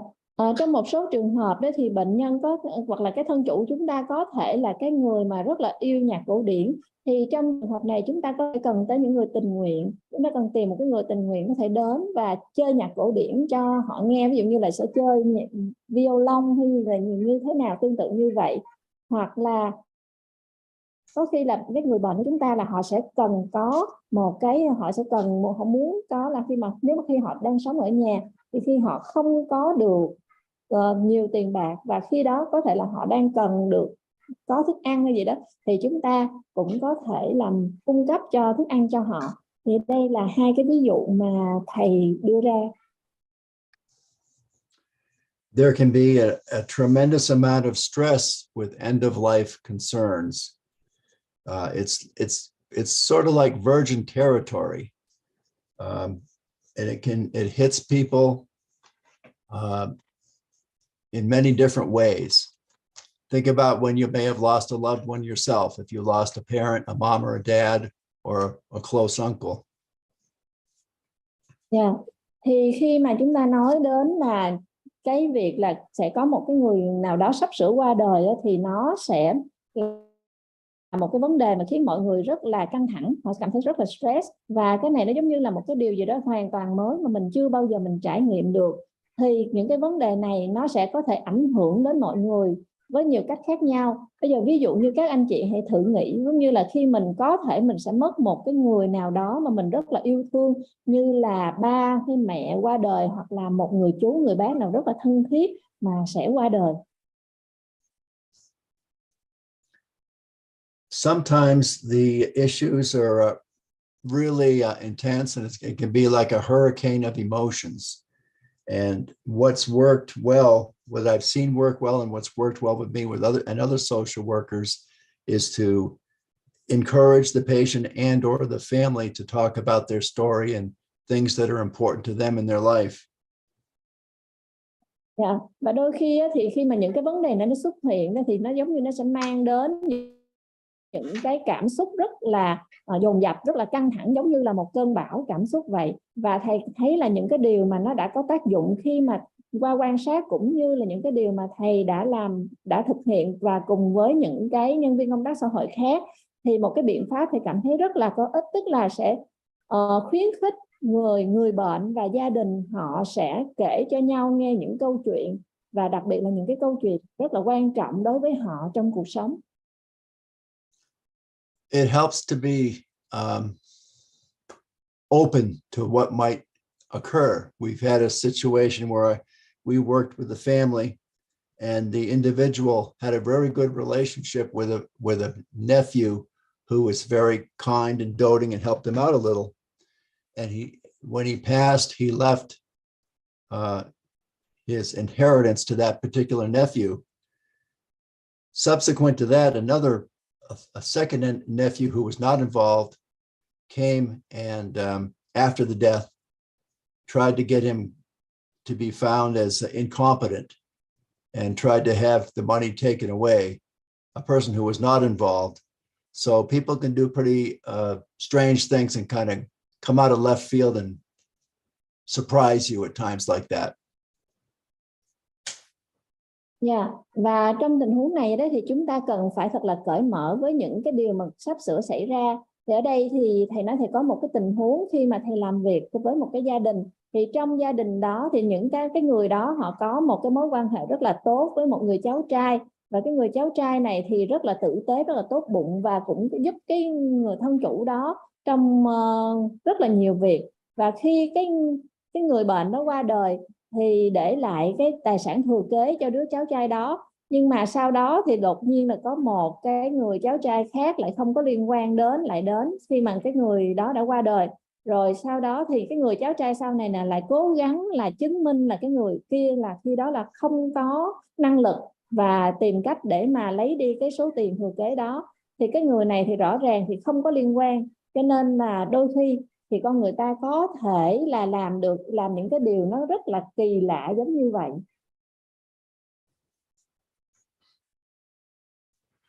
So the hospice social worker educates the patient about the plan of care and the roles of the various team members.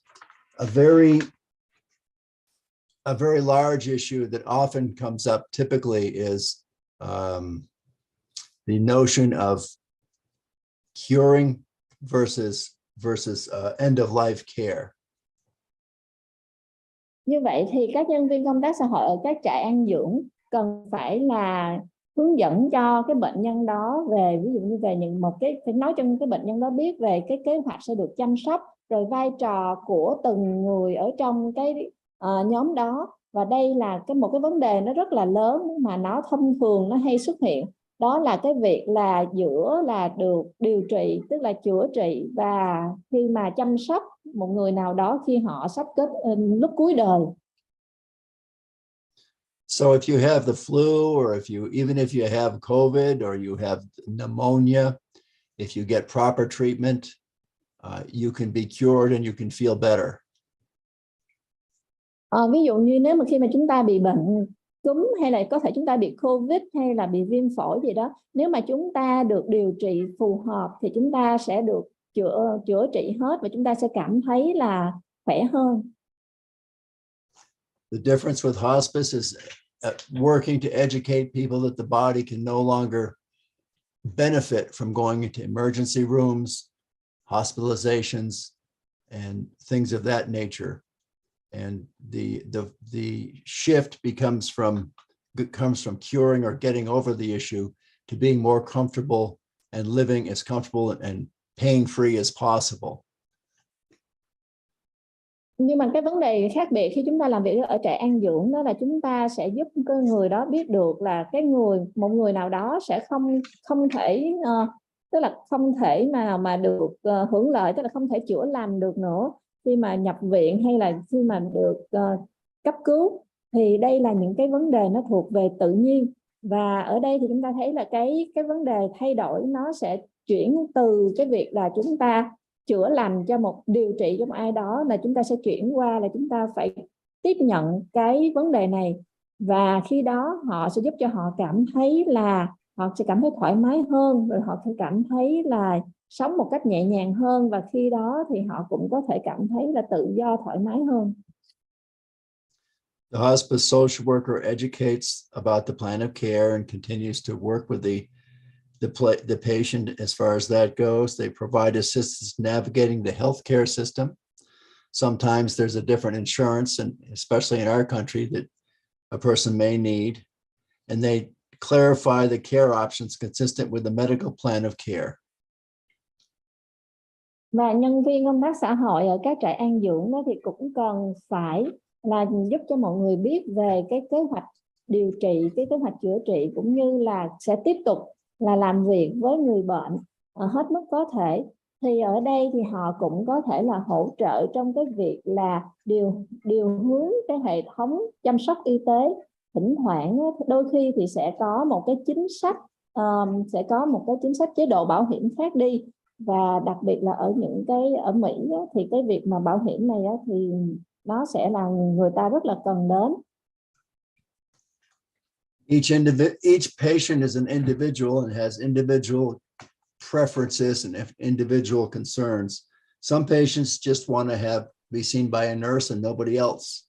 Some patients like to be seen by the nurse, the social worker, the chaplain, volunteer. They like the whole 9 yards. The complete package, let's put it that way. So it's important to ascertain and be clear about what works best for a particular client. Thì khi mà ở những khoảnh khắc cuối đời đó, thì mỗi một bệnh nhân họ là một cái cá nhân riêng lẻ, và họ cũng có những cái mong muốn khác nhau, họ có những cái sự quan tâm khác nhau. Có một số bệnh nhân thì họ chỉ muốn là ở giai đoạn cuối đời của họ thì chỉ cần có là những cái người y tá điều dưỡng kế bên thôi và không cần ai khác.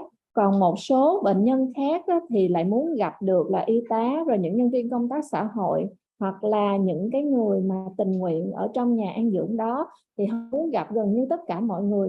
Thì ở đây chúng ta có thể thấy cái việc quan trọng là chúng ta cũng phải chắc chắn, và chúng ta cũng phải rõ ràng được, chúng ta phải biết rõ điều gì sẽ là tốt nhất cho từng bệnh nhân khác nhau. The social worker is available to make referrals that can assist the patient. And it could be even something simple like a grip bar to put in the bathroom so they can get out of the tub more comfortably than before. Sometimes if they're low on money, assisting with energy or utilities or paying bills as well can be helped with them. Thì nhân viên công tác xã hội thì cần phải là hỗ trợ những cái bệnh nhân đó. Họ có thể là hỗ trợ họ những cái vấn đề đơn giản, ví dụ như là chuẩn bị một cái gì đó đưa để ở trong nhà tắm, một cái thanh trong nhà tắm, để mà những cái người này họ có thể là đi ra khỏi bồn tắm một cách dễ dàng hơn trước đây. Còn đôi khi trong những trường hợp nếu như là cái bệnh nhân đó thì họ có ít tiền, thì ở đây chúng ta có thể hỗ trợ họ với những cái ví dụ như về năng lượng, hoặc là những cái nhu yếu phẩm cần thiết, hoặc là có thể là thanh toán các hóa đơn, thì những cái điều này thì cũng có thể rất là có ích đối với họ. There is a tool called the 5 wishes, which is a bunch of considerations that we have available here for our hospice care. Và có một cái công cụ mà gọi đó là 5 cái ước nguyện, thì đây là những cái điều mà chúng ta cũng cần phải xem xét, và ở đây thì chúng ta cũng đã có trong tài liệu rồi, phải không ạ? Thì cái 5 cái ví dụ về cái 5 ước nguyện này, nó sẽ là dùng để vận dụng vào trong cái bối cảnh là chăm sóc ở nhà an dưỡng. So what it is it's a way, it's sort of a tool to sort of understand, helping the patient educate and also understand where they want to be in a particular time. Và đây là một cái công cụ để giúp chúng ta có thể vừa giúp đỡ cho cái người bệnh đó, và cũng có thể hiểu được là họ muốn ở đâu vào một cái thời điểm nhất định nào đó. So the basic issue remains pretty much, in some cases, it's not unusual for it to have to be reviewed several times. Comfort care, which is hospice care, versus emergency care, which would the patient like to have? Và cái vấn đề cơ bản ở đây đó là đôi khi là chúng ta cũng cần phải, tức là những cái công cụ này cũng cần phải là được xem xét lại nhiều lần để chúng ta có thể là đưa ra những cái chăm sóc cho nó là người ta cảm thấy là thoải mái, như là ở đây ví dụ như là ở chăm sóc trong y tế, chăm sóc ở tại bệnh viện, cũng như là chăm sóc khi mà trong những trường hợp khẩn cấp, thì chúng ta phải xác định được là cái người bệnh đó họ muốn được chăm sóc theo kiểu nào. As a hospice social worker, we were always trained to encourage the patient to complete a DNR, do not resuscitate. Là một cái nhân viên công tác xã hội ở cái nhà an dưỡng thì chúng ta luôn luôn được huấn luyện là chúng ta cần khuyến khích bệnh nhân sẽ hoàn thành một cái DNR. So what is DNR? So the do not commence life support when I'm dying is basically is what that's saying.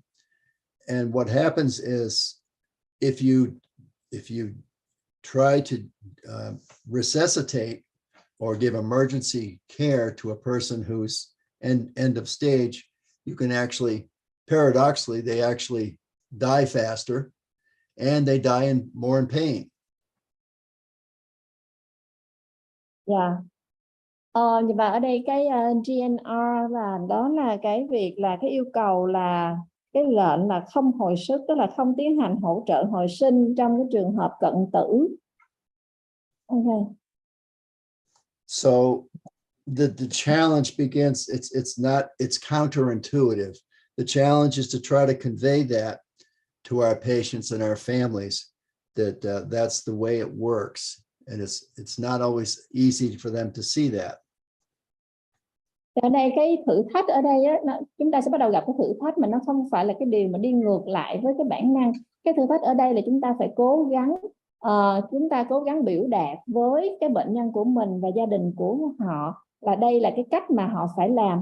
Thì cái điều này thì sẽ luôn luôn là không dễ dàng đối với họ. To be admitted to hospice, a patient has to have a diagnosis of that they're likely to die within six months or less because of their physical condition. Để có thể được tiếp nhận vào trong các nhà an dưỡng đó, thì một bệnh nhân nào đó cần phải có cái chẩn đoán, tức là họ có khả năng là sẽ qua đời trong vòng khoảng 6 tháng hoặc hơn, khi mà dựa vào các điều kiện thể chất của họ. And paradoxically, often in such situations like that, patients can be on 3, 4, 5, 6 or more medications that they're taking regularly. Có một cái điều cũng khá là oái âm là thông thường trong những cái tình huống như vậy thì cái bệnh nhân đó có thể là họ sẽ có những cái chỉ định, có khoảng 3, 4, 5, 6 cái chỉ định gì đó của bác sĩ mà họ cần phải thực hiện. And once those medications are cut back because they're not going to they're not trying to cure anymore, because of the all the side effects that were present are no longer there, the patient actually feels more comfortable and they actually feel better. Và khi mà những cái liệu pháp điều trị đó mà bị cắt giảm xuống bởi vì họ không có muốn cố gắng nữa, thì họ cũng không có muốn là điều trị nữa, thì tất cả những cái do những cái phản phụ đó, thì khi đó nó lại không còn nữa, và có khi thì cái bệnh nhân họ lại cảm thấy là họ thoải mái hơn, họ lại cảm thấy là họ khỏe hơn. In fact, it's not unusual for patients to have a cutback on all these medications and all the interacting side effects and recover to the point where they're on pain medications and they no longer qualify for hospice.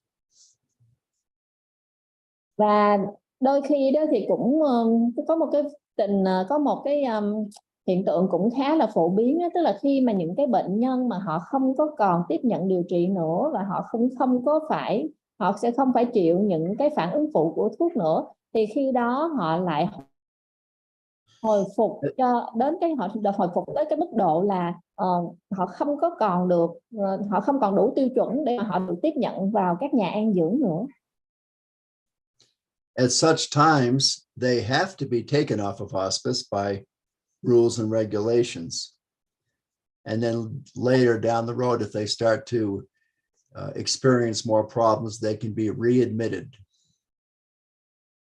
Và ở những lúc như vậy thì có thể những bệnh nhân này họ sẽ không còn được ở trong cái nhà an dưỡng theo như những cái quy định ở đây nữa, nhưng mà sau đó thì có khi thì họ lại trải qua những cái vấn đề nhiều hơn, và khi đó họ lại có thể là được tiếp nhận ngược trở lại vào trong cái trại an dưỡng. So let's just see how this applies to us, and maybe we can understand it a little bit more easily in terms of the concepts I'm trying to convey here.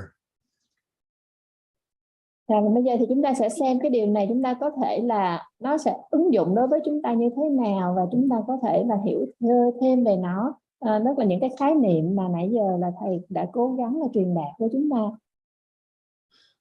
So as a hospice team member, I'm like, if you're told you're likely to die within a short period of time, you want to decide if you want to die with, I want life support treatment. I do not want life support treatment. If it started, I want it stopped. I want it life support treatment. If my doctor feels it may help, I do not want my doctor, if my doctor determines it is not helping my health condition or symptoms.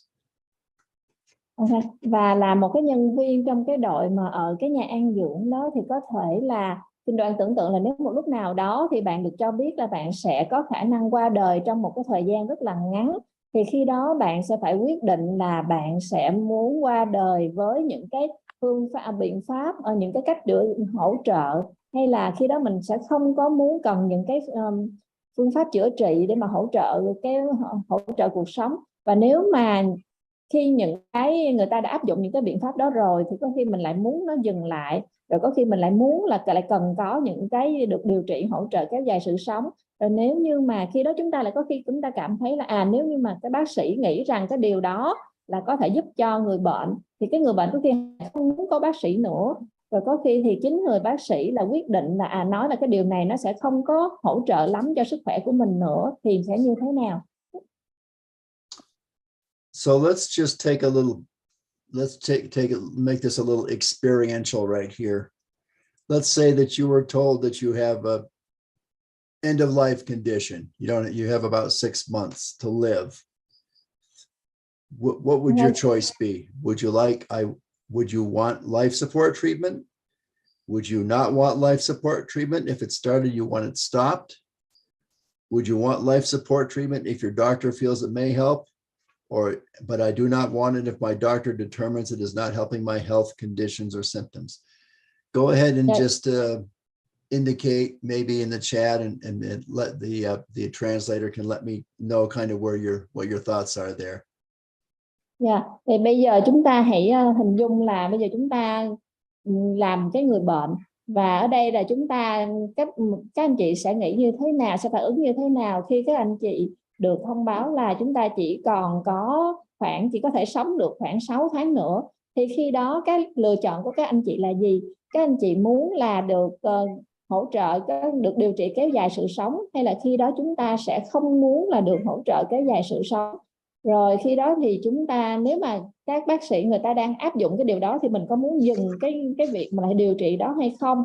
Rồi bây giờ nếu như mà bác sĩ của mình nói là cái việc mà kéo dài, cái việc điều trị mà để hỗ trợ sự sống đó nó có thể có ích, thì khi đó mình có đồng ý hay là không? Thì ở đây các anh chị có thể là cho ý kiến của mình vào trong khung chat ạ.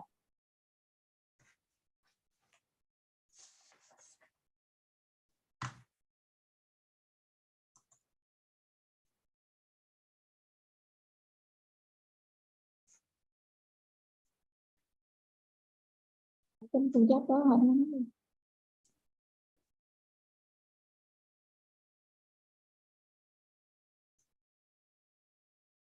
Any responses? Yes, there are some comments in the chat box, Jim. Could you have a Okay. look through that? Oh, okay. Okay.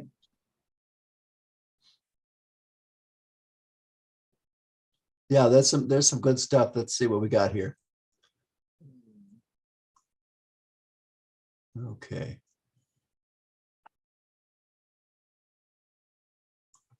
Yeah, that's a good point. Someone who brought up there about donating body organs to medical science after that. That's always that's a huge and helpful thing to do here in the States for sure. And I'm sure that they like it in your country as well. That's a good point. Dạ, ở đây thì có những các anh chị đã cho những cái ý kiến đóng góp rất là hay, và có một anh chị nào đó đã đưa ra cái ý tưởng là sẽ là hiến tạng cho khoa học. Thì đối với thầy thì đây là một cái cống hiến rất là to lớn, rất là tuyệt, và không chỉ ở Hoa Kỳ, thầy tin là ở cái Việt Nam chúng ta thì cũng sẽ được đánh giá rất là cao. And lots of times people will donate their body to local medical schools to use as a cadaver to train future physicians, which is also very helpful and a generous thing to do. Dạ, và cũng có rất nhiều khi là có nhiều người họ sẽ hiến xác cho cái trường y để làm cái mẫu, để mà huấn luyện, để mà cho các bác sĩ tương lai có thể là thực tập.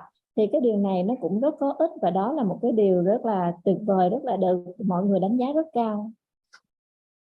And then there's the choice to sustain life as long as it's possible, and that's totally understandable. Dạ, và cũng có lựa chọn, một người anh chị lựa chọn là sẽ cố gắng kéo dài cuộc sống hết mức có thể. Thì thầy nói cái điều này cũng hoàn toàn là có thể hiểu được. And somebody said go to a better place. Và có một anh chị nào đã nói là các anh chị sẽ đi đến một cái nơi nào đó mà nó tốt đẹp hơn. And some people believe it's a better place, and some people believe it's like unplugging a computer. So there's a whole lot of work you can do with that as far as that goes too. And there's a whole lot of literature about people who have had near-death experiences that in some cases can be very helpful for patients to hear as well. One of the things patients always like to hear about that was talked about by a near-death experience veteran was that the first thing he saw when his spirit left was all the dogs that he used to own. They came up and said hi. Dạ, thì ở đây thì có một số người nghĩ rằng là khi mà qua đời nó cũng giống như là chúng ta rút chui một cái máy vi tính vậy, và khi đó thì chúng ta sẽ thấy là có rất nhiều việc chúng ta cần phải bàn ở đây. Thì cũng có rất là nhiều nghiên cứu về những cái vấn đề này. Thì một số người mà họ có được những cái trải nghiệm cận tử đó, thì những cái người này đó họ cũng có thể rất là có ích cho các bệnh nhân ở đó. Thì một trong những cái bệnh nhân, những cái điều mà những người bệnh họ muốn nghe đó về là họ muốn biết là những cái trải nghiệm cận tử đó nó sẽ là như thế nào. Ví dụ như là khi đó họ sẽ có thể nhìn thấy chính mình, sẽ thấy linh hồn của mình, hay là họ có thể nhìn thấy cái con chó mà họ đã từng gắn bó hay là không. And the dying dignified for me is dying person feeling satisfied with their fruitful life. They're cared enough by family members and doctors. The best way to dying at home with family surrounding. Yep, that's pretty consistent in our culture too. That's a good point there as well. Yeah.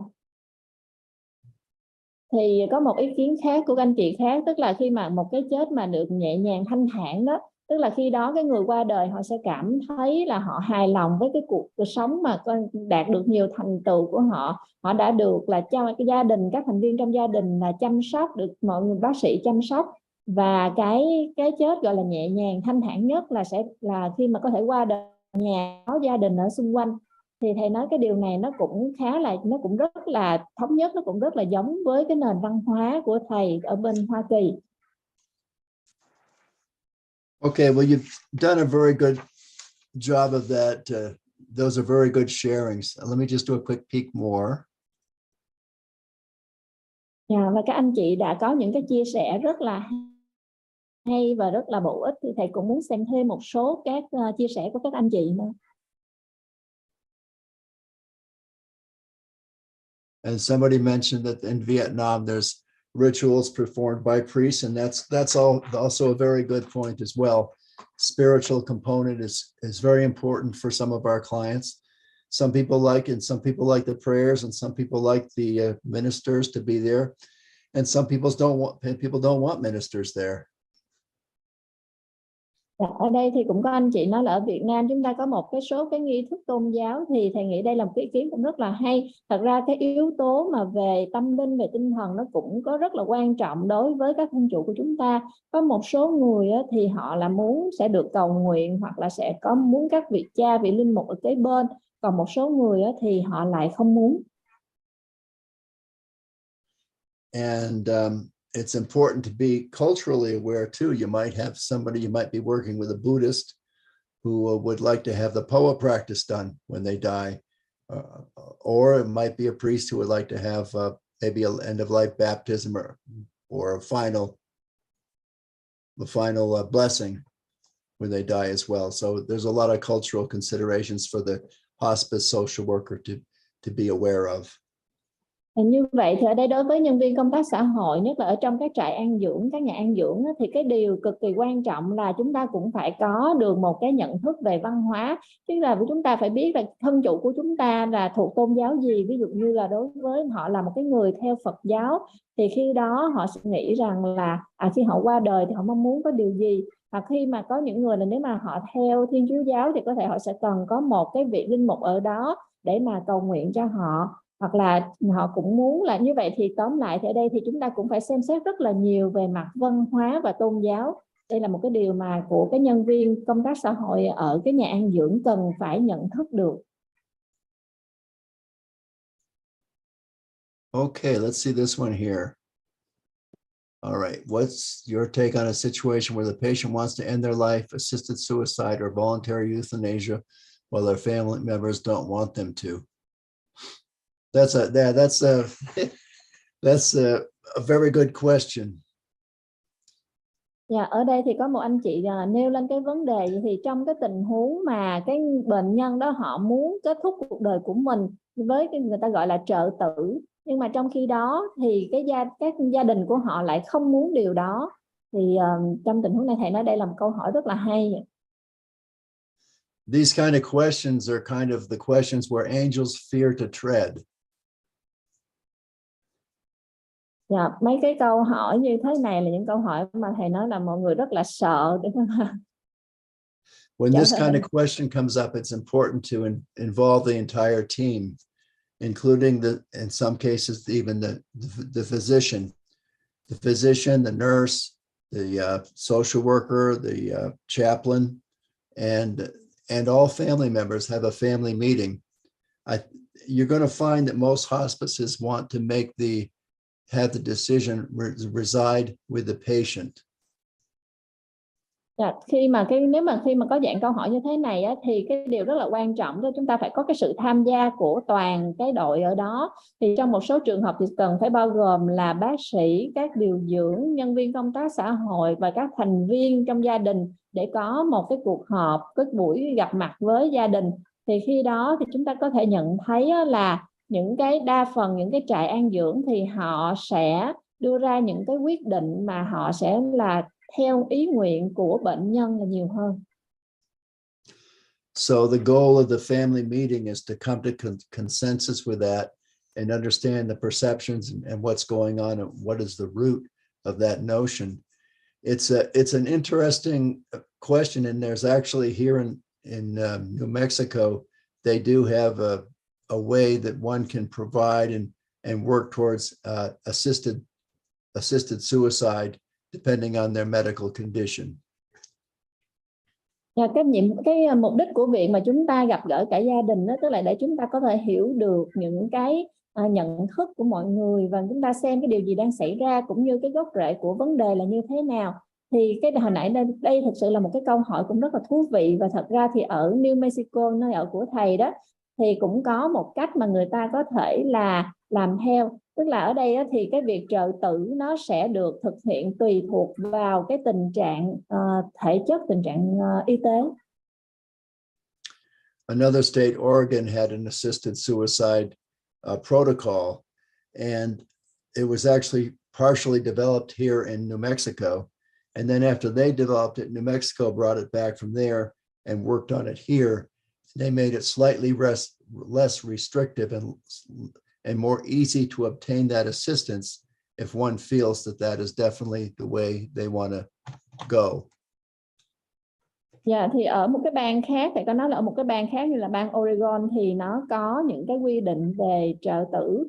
Thì những cái quy định này đó nó đã được người ở bang New Mexico người ta cũng áp dụng mà một phần, và khi đó thì họ mới là phát triển nó, tức là họ sẽ mang những cái protocol, cái quy định về trợ tử của bang Oregon họ mang về và sau đó họ sẽ điều chỉnh ở đó. Thì ở bang New Mexico thì người ta đã làm cho những cái quy định này nó bớt hạn chế hơn, và con người ta làm có thể là dễ dàng được trợ tử hơn nếu mà họ cảm thấy đó là cái cách mà họ mong muốn.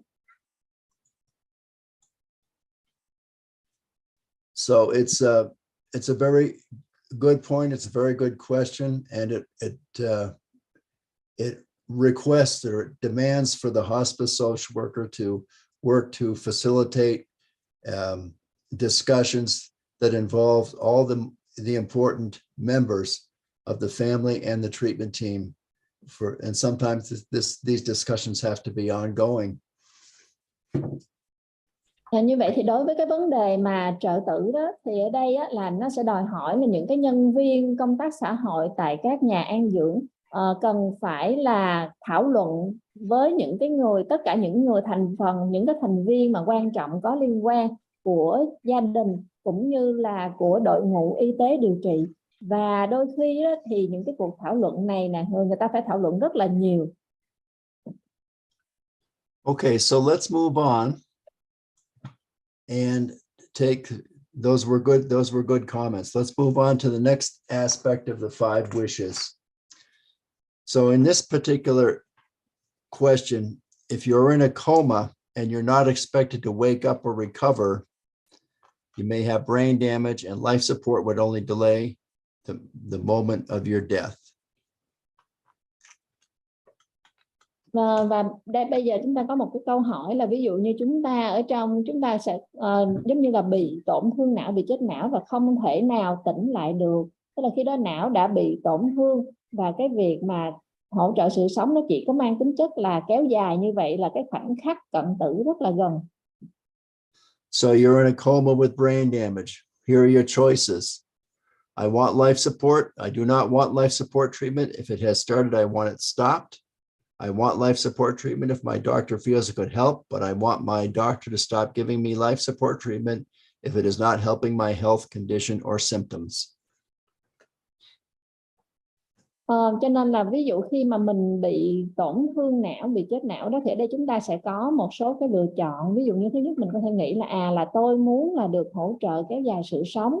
Rồi giống như những cái câu hồi nãy đó, tức là tôi muốn được hỗ trợ chữa trị để kéo dài sự sống. Và nếu mà cái điều đó là người ta đã bắt đầu rồi thì bây giờ thôi tôi muốn dừng lại.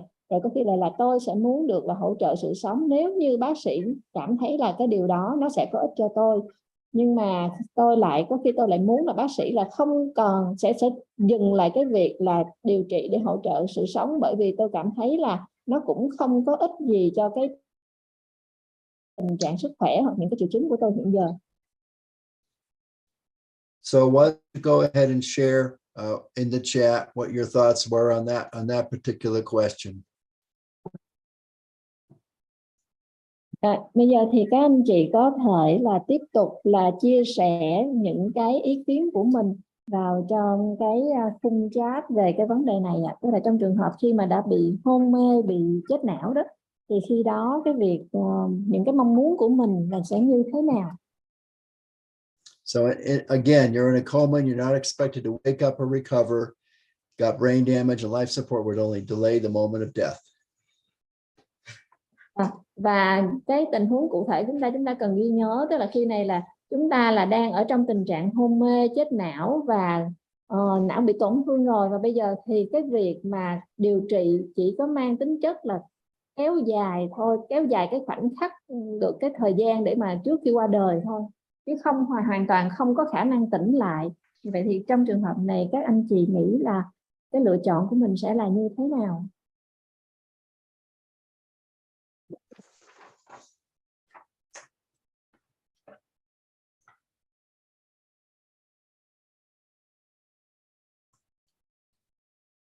Sao dịch được không?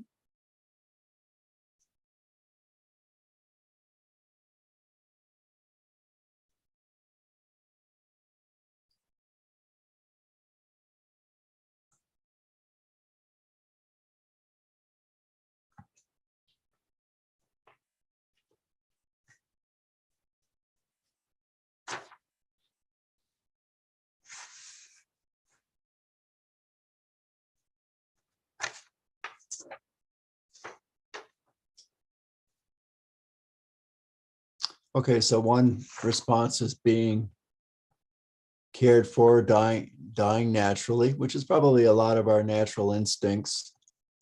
Choosing DNR.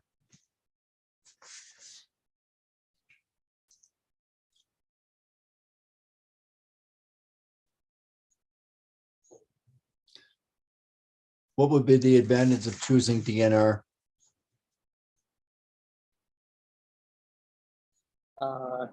Thì những lợi ích của một việc mà chọn lựa sự không tiếp tục duy trì sự sống là gì?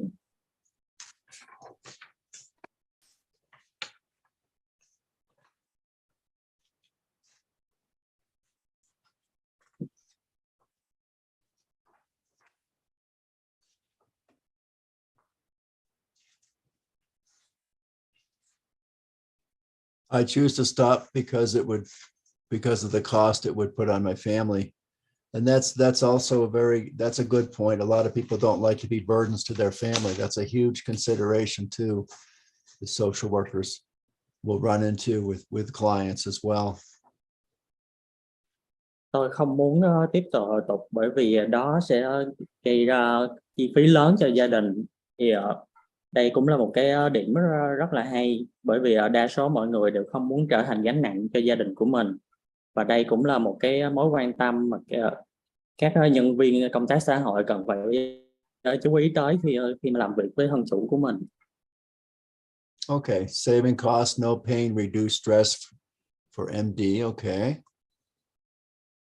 And stop treatment and come back home. Yeah, a lot of people want to get back home, that's for sure. You hear that with a lot of clients, passing in a gentle way. Sẽ giảm chi phí, không đau đớn và giảm lo âu, thì đó là cũng rất là dễ hiểu, và đa số mọi người đều muốn quay về nhà của mình để rồi qua đời, thì đây cũng là một điều rất là tự nhiên. Okay, so those are all good points. Thank you for sharing those. Tất cả các ý kiến mà mọi người đã cho ra thì đều cũng rất là hay. Cảm ơn các anh chị đã chia sẻ. So we'll go on with some more of the 5 wishes tool now. Thì bây giờ thì tôi sẽ tiếp tục trình bày về mà 5 ước nguyện. If there's another condition in which I do not wish to have life support, I describe it below. In this condition, I believe the costs and burdens of life support are too much and not worth the benefits to me.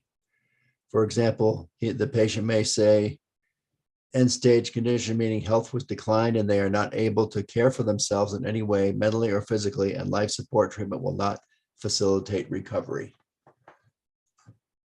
Nếu có một tình trạng khác mà không muốn được điều trị, hỗ trợ điều trị, duy trì sự sống, thì tôi sẽ miêu tả dưới đây. Trong tình trạng này thì tôi tin rằng chi phí và các gánh nặng của điều trị là duy trì sự sống là quá nhiều và không đáng để mà tôi không đáng mang lại lợi ích cho tôi. Ví dụ là bệnh nhân có thể nói tình trạng và sức khỏe của mình đã suy giảm quá và họ không còn khả năng chăm sóc bản thân. Về mặt thể chất. And then there's a whole lot of just personal kind of issues that can come up with the wishes, the 5 wishes. You want to cross out anything that you disagree with. For example, I do not want to be in pain. I want my doctor to give me enough medicine to reduce pain, even if that means I will be drowsy and sleep longer than usual. Ngoài ra thì cũng có một số vấn đề cá nhân mà có thể mà xuất hiện trong 5 ước nguyện này, thì người bệnh sẽ gạch bỏ những cái mà ý kiến mà họ không đồng ý. Ví dụ là tôi không muốn bị đau đớn, nếu tôi muốn bác sĩ của mình cho tôi thuốc giảm đau, thậm chí nếu thuốc giảm đau này khiến cho tôi buồn ngủ và ngủ nhiều hơn bình thường. If I show signs of depression, nausea, shortness of breath, or hallucinations, I want my caregivers to do whatever they can to help me. Nếu tôi có dấu hiệu trầm cảm, buồn nôn, khó thở hoặc là ảo giác, tôi muốn người chăm sóc của mình làm bất kỳ điều gì trong khả năng để giúp tôi. I wish to have a cool, moist cloth put on my head if I have a fever. Tôi muốn có một khăn ướt mát lạnh chùm trên đầu nếu mà bị sốt. I want my lips and mouth kept moist to stop dryness. Tôi muốn môi của mình được giữ ẩm để không bị khô. I wish to have frequent warm baths. I wish to be kept fresh and clean at all times. Tôi muốn thường xuyên được tắm bằng nước ấm và được giữ sạch sẽ thường xuyên. I wish to be massaged with warm oils as often as I can. Tôi muốn được xoa bóp bằng dầu nóng thường xuyên nhất có thể. Wish to have my favorite music played when possible until my time of death. Tôi muốn được nghe bản nhạc mình ưa thích nhiều nhất có thể cho đến khi qua đời. I wish to have personal care like shaving and toothbrushing as long as they don't cause me pain or discomfort. Tôi muốn được các chăm sóc cá nhân như cạo râu, chải răng, miễn là không gây đau đớn hoặc khó chịu cho tôi. I wish to have religious reading and well-loved poems read aloud when I'm near death. Tôi muốn được nghe kinh đạo hoặc là những bài thơ ưa thích mà khi tôi gần lìa đời. I wish to know about my options for hospice care to provide medical, emotional, and spiritual care for me and my family. Tôi muốn biết về các lựa chọn chăm sóc an dưỡng cho sức khỏe tinh thần của tôi và những người thân của tôi. Does anybody have any thoughts about any of those I read? It said cross out any that you disagree with. Is there anything that you disagree with? I'm just curious. Các anh chị có ý kiến gì về những cái lựa chọn trên không? Thì mình có mà đồng ý hay không đồng ý gì với các lựa chọn vừa được đề cập của mình?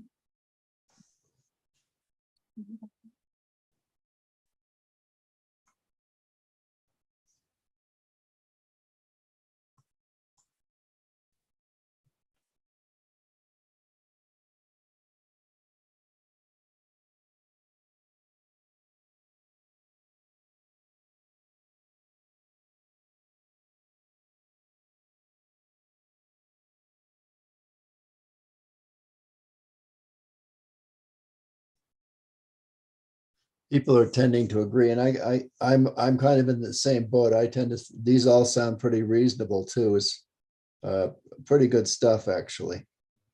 Đa số là mọi người đều thì tôi cũng đồng ý với những.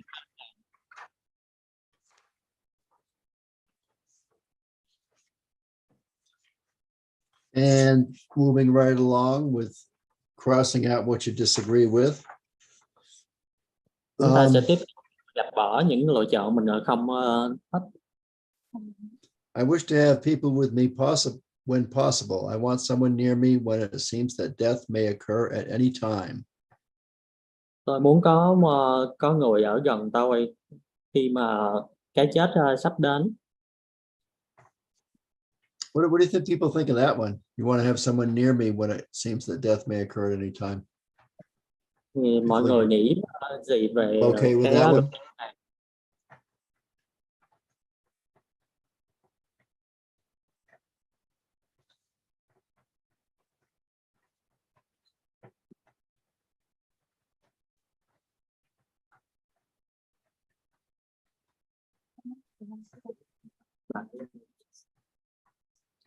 That's kind of it's a bit of a trick question, because lots of times we find that people that are on hospice, once they call it they call it a death rattle, which indicates that they're actively dying in terms of the hospice field. And sometimes so they make an immediate call to the family, you better come on back to town because the person's going to die fairly soon, so you want to be with them before they die. In some cases, they may be actively dying for a period of time.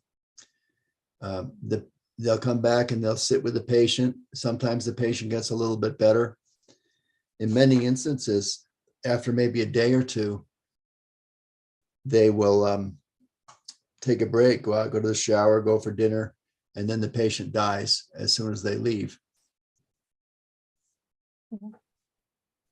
Thì đây cũng có hơi giống như một cái câu hỏi mẹo, bởi vì đa số các thời gian đó, thì nếu mà người bệnh sắp chết thì nhà an dưỡng sẽ lập tức liên lạc với gia đình và để mà quay về để ở bên người bệnh trong cái thời gian cuối cùng. Thì trong một số trường hợp đó, thì người bệnh sức khỏe suy giảm, nhưng thì gia đình túc trực ở bên. Tuy nhiên thì tới mà thì người bệnh sẽ trở nên tốt hơn, nhưng mà trong vài ngày tới thì kiểu mọi vị có vẻ ổn thì mà gia đình không tới nữa, mà xả hơi một thời gian đó thì người bệnh lại qua đời ngay khi mà họ vừa rời đi.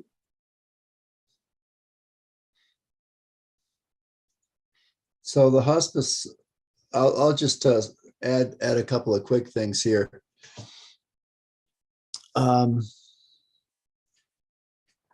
Yeah, well, this is all good stuff too. If my children are living near me, I wish they can come, but if I don't mind it, they can come. Yeah, well, I think a lot of us don't want to be burdens to our kids. Okay, be with you, but don't touch. And let's see if they accept all. Okay, so I'm just curious what, in addition to dealing with the hospice patient and the client's choices, there's also issues that arrive with the family members. And one of the things is called complicated bereavement. Does anybody have any sense of what complicated bereavement might be? Any opinions or any gut feelings?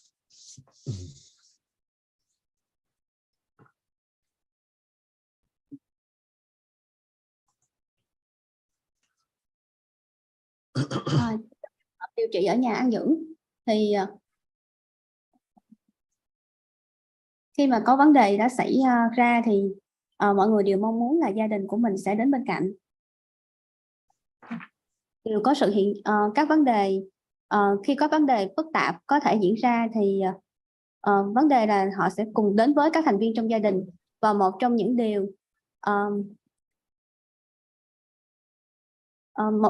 điều mà cái tình huống mà gọi là phức tạp á, thì bất kỳ ai đều có những cái cảm giác là mình sẽ rơi vào những cái trạng thái rất là khó có thể giải quyết.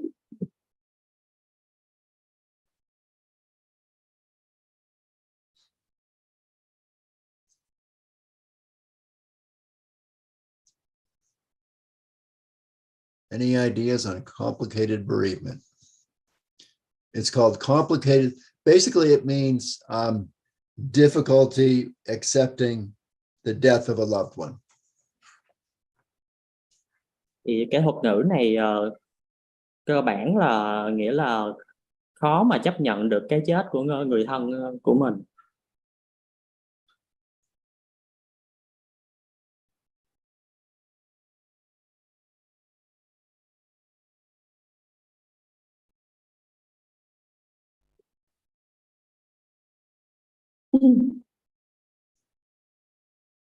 Thầy có hỏi là các anh chị có ý kiến gì về cái khái niệm về là tình trạng mà mình mất đi người thân của mình.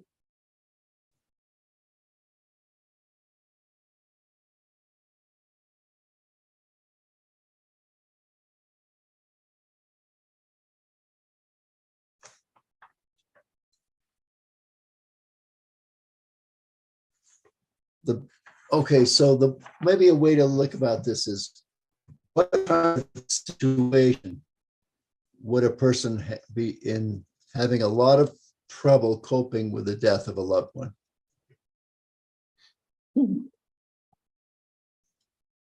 Đây là một cái tình huống mà một người gặp rất là nhiều khó khăn trong việc đối diện với sự mất đi người thân.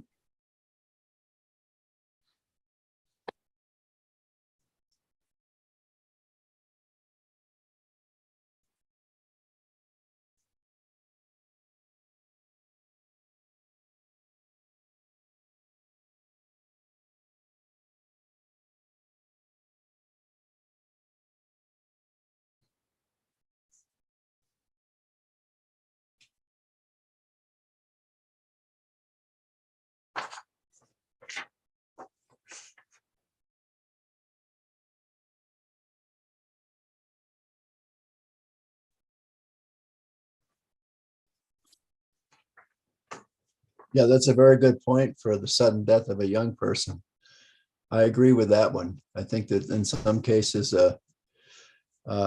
somebody in the latency age, 12, 13, it can be kind of a trauma to lose a parent. And that can lead to complicated grieving or difficulty coping with the death of the loved one. Thì cũng là một cái ý hay là khi mà cái chết của người trẻ là một cái việc rất khó khăn đối với cha mẹ của người này, sẽ gây ra rất là nhiều biến cố. And it certainly does take time. Dĩ nhiên thì điều này cũng cần rất là nhiều thời gian để giải quyết. So, yeah, the difference between normal bereavement and complicated bereavement, that's kind of the question that we're working on here. And the deal with the normal bereavement is, generally speaking, it takes maybe a year or so.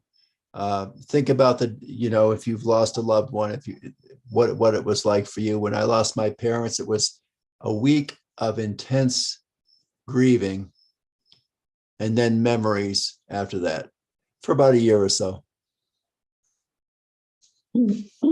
Thì cái sự khác biệt của mà cái chết bình thường với một cái chết phức tạp đó thì chúng ta đang thảo luận.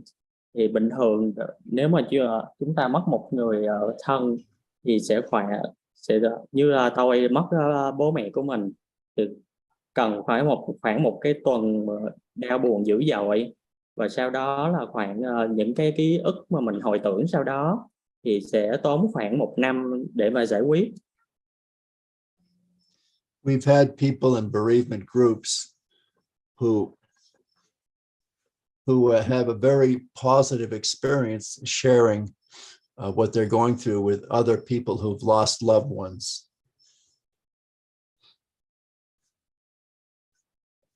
Chúng tôi thì cũng có có nhiều người trong một cái nhóm về những người mà đã mất người thân, thì và một số người có rất là nhiều cái trải nghiệm tương đối tích cực để mà chia sẻ đối với những người đã mất người thân khác. And in some cases, a person will have lost a loved one maybe 3 or even 4 years ago and come and have a very positive experience and be a benefit to themselves and be a benefit to other group members in that bereavement group. Và sẽ có một số người đã mất người thân 3 hoặc là 4 năm trước, họ sẽ chia sẻ những cái trải nghiệm tích cực và có lợi ích đối với bản thân của họ cũng như những người khác ở trong cái nhóm này. So I would call that normal bereavement. Tôi sẽ gọi đây là một cái kiểu mất đi người thân thông thường. And speaking of complicated bereavement, I have basically, it's a very interesting situation, my experiences. Thì bây giờ thì sẽ nói về cái việc mà mất đi người thân mà phức tạp, thì tôi cũng có một cái trải nghiệm tương đối thú vị về cái trường hợp này. People experiencing complicated bereavement can often be extremely angry and really pressing to have counseling.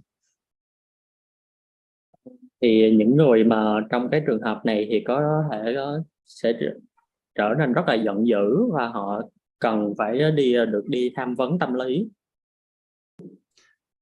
And typically, the characteristically I've noted just from my own personal experience is people that have that real hard trouble and that real anger or that profound depression are people who were mistreated by the loved one who died. Thì thông thường trong cái trải nghiệm của tôi thì đây là những người mà có thời gian khó khăn để vượt qua này thì sẽ rất là giận dữ hoặc là rất là suy sụp, hoặc là họ là những người đã từng bị đối xử tồi tệ bởi cái người đã mất đi.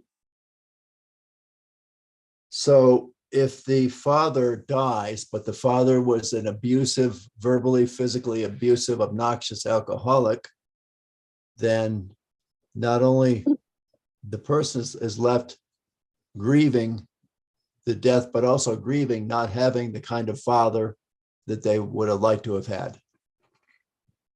Thì ví dụ như là một người cha mất đi, nhưng mà người cha này là một cái người mà hay bạo hành hoặc là mắng chửi, nghiện rượu và mắng chửi con cái, thì cái người con mà khi mất đi người cha này không chỉ buồn bởi vì mất đi người thân, mà còn buồn là mình đã không có cái người cha mà trong cái ước nguyện của mình.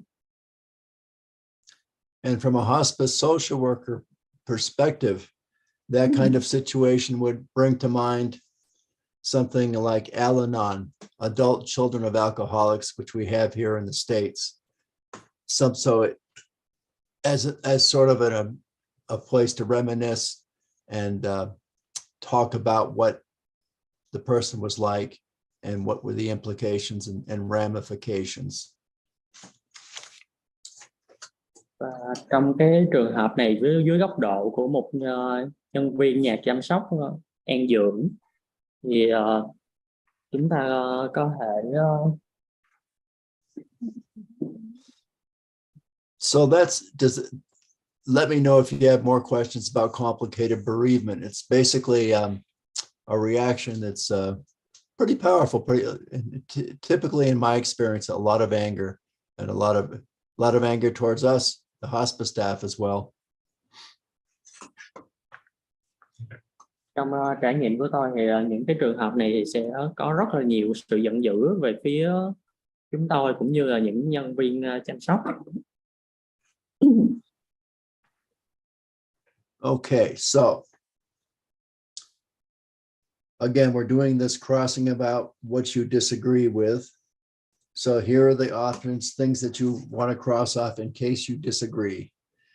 I wish to have people with me if possible. I want someone near me when it seems that death may occur. We did that one. I wish to have my hand held and spoken to when possible, even if I don't seem to respond to a voice or touch. Bây giờ thì chúng ta sẽ tiếp tục và việc gạch bỏ những cái mà ý kiến mà mình không đồng ý. Thì sau đây là một số lựa chọn. Tôi muốn có người bên tôi khi có thể. Tôi muốn có người ở bên tôi khi mà cái chết đang cận kề. Tôi muốn có người cầm tay tôi khi nói chuyện, nếu có thể, thậm chí khi tôi không có thể mà phản ứng đối với giọng nói của hoặc là cái chạm vào của người khác. I wish others to be at my side praying for me when possible. Tôi muốn có người ở bên tôi cầu nguyện khi có thể. I wish to have the members of my faith community told that I'm sick and asked to pray for me and visit. Tôi muốn rằng những thành viên trong cộng đồng cùng đức tin của tôi được tôi bị bệnh và họ sẽ cầu nguyện cho tôi khi họ đến thăm tôi. I wish to be cared for with kindness, cheerfulness, and not sadness. Tôi muốn được chăm sóc với lòng tử tế và sự vui vẻ chứ không phải là nỗi buồn. Wish to have pictures of my loved ones in my room near my bed. Tôi muốn có hình ảnh của những người thân yêu của tôi gần giường. If I'm unable to control my bowel or bladder, I wished for my clothes and bed linens to be kept clean and then for them to be changed as soon as possible if soiled. Nếu tôi có vấn đề trong việc bài tiết thì tôi muốn quần áo và ra giường của mình được giữ sạch sẽ và tôi được thay đồ ngay khi có thể. I prefer to die in my home if possible. Tôi muốn được ra đi ở nhà nếu có thể. Does anybody have any thoughts or reactions to any of those? Cross out what you disagree with.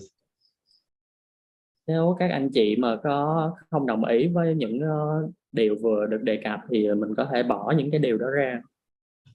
Mọi người có ý kiến gì không?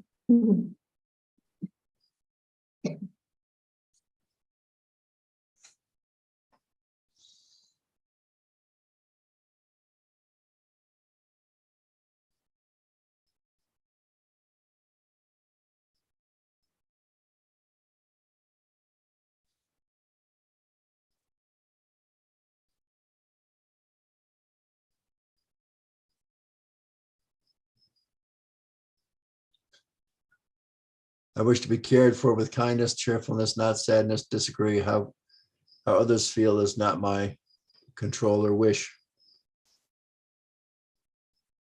Có một ý kiến là tôi muốn được quan tâm, được chăm sóc với sự tử tế và vui vẻ chứ không phải buồn bã. Thì đây ý kiến này không đồng ý bởi vì những điều mà những người khác cảm thấy thì không có trong phạm trù mà mình có thể điều khiển được. Well, it's true. We do. It's one of the things to one of the adjustments is realizing that we don't really have that much control in many cases over what others do. We have more control over ourselves. So it's not a bad point. A lot of you agreed with it. And I tend to agree too. I think the one that talks about control of my bowel or bladder, if my clothes and bed linens are soiled, that's kind of a waker upper too.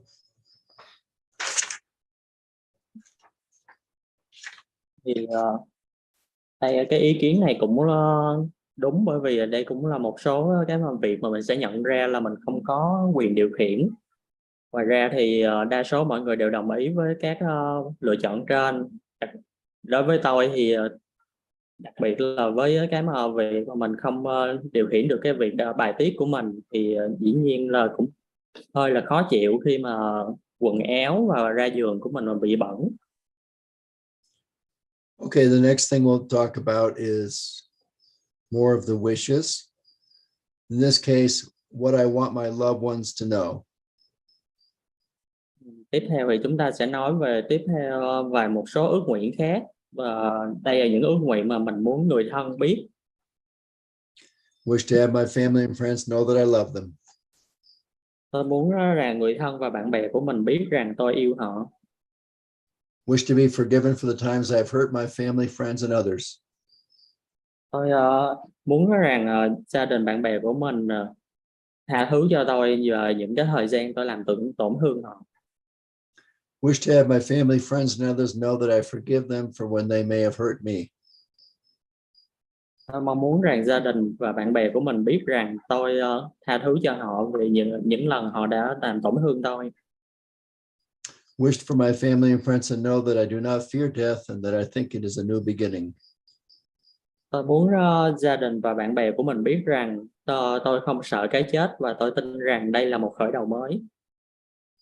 Wish for my family and friends to make peace with each other before my death if possible.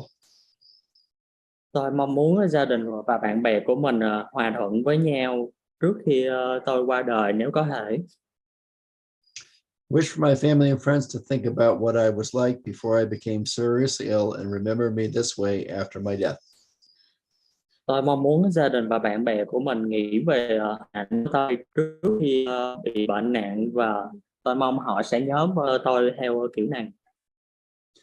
So what about this bunch? Anything that you want to cross off here? Thì các lựa chọn trên thì các anh chị có ý kiến gì? Mình có muốn bỏ ra cái nào không?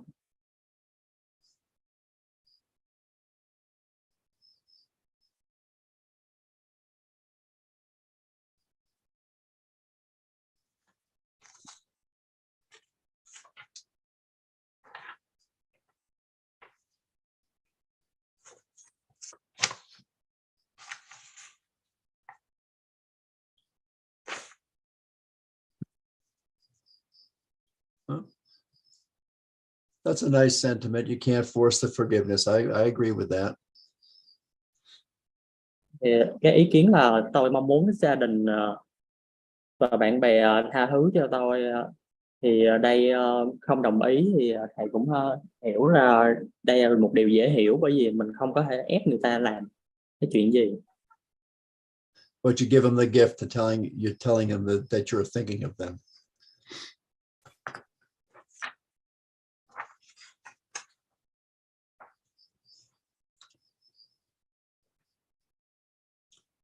Okay, so we're getting close to the end here. I'll go through the next aspect of the wishes.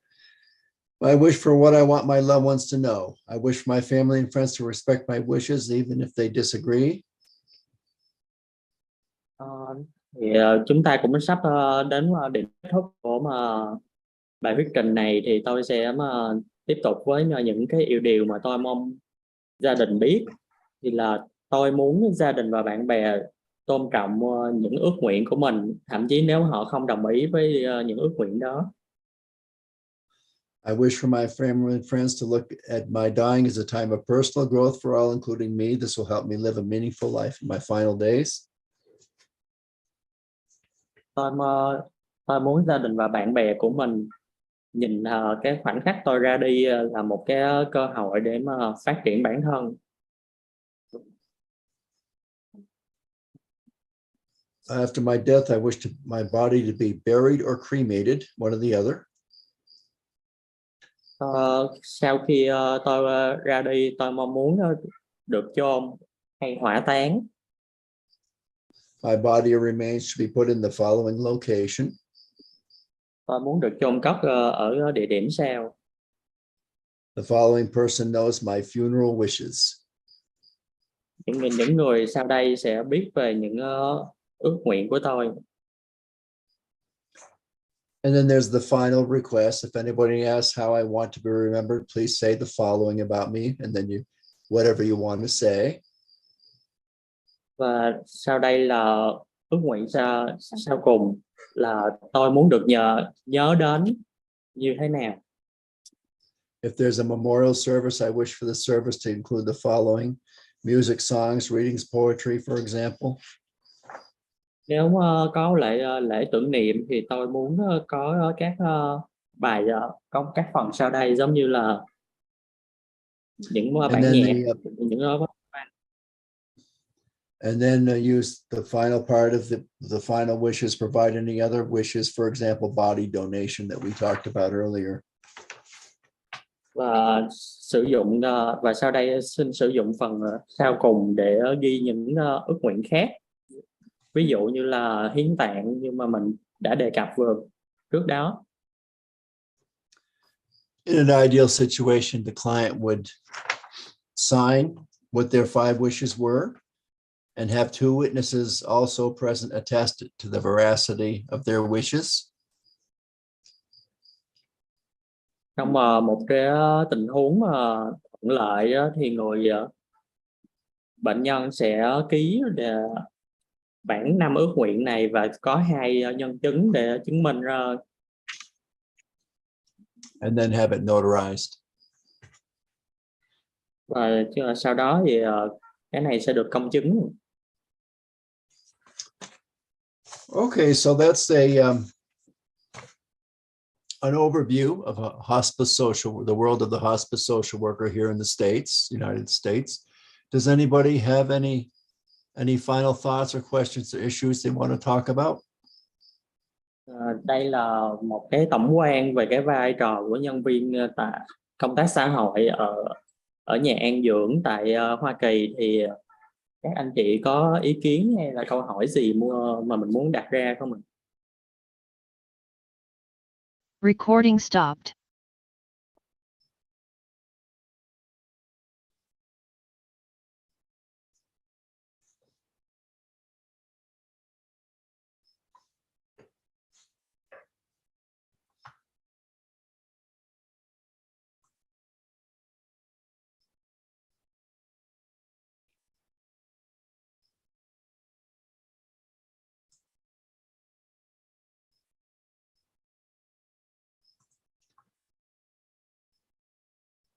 Okay, well, it's been my pleasure talking to you. I hope you all have a good day. Tại vì tôi cũng rất là hân hạnh khi đã được nói chuyện với các mọi người. And take care.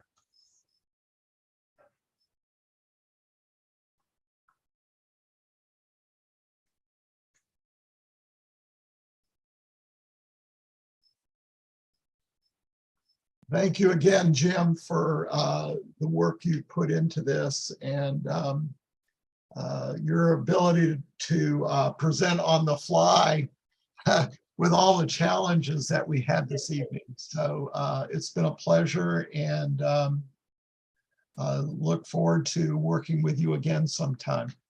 Okay, great. And thanks for your help. You guys have a good night. You as well. Sleep well. You've earned it. Okay, take care. Thank you everyone. Hey Neil and Mr. Jim, can we take a screenshot, take a photo right now? That would be great. Dạ. Anh chị ơi, mình có thể mình mở camera lên để mình chụp một tấm hình chung với nhau nha.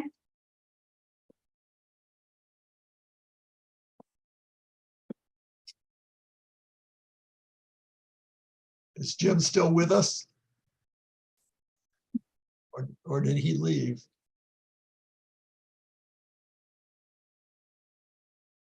Ok, mọi người sẵn sàng chưa ạ? Em chụp hình nha.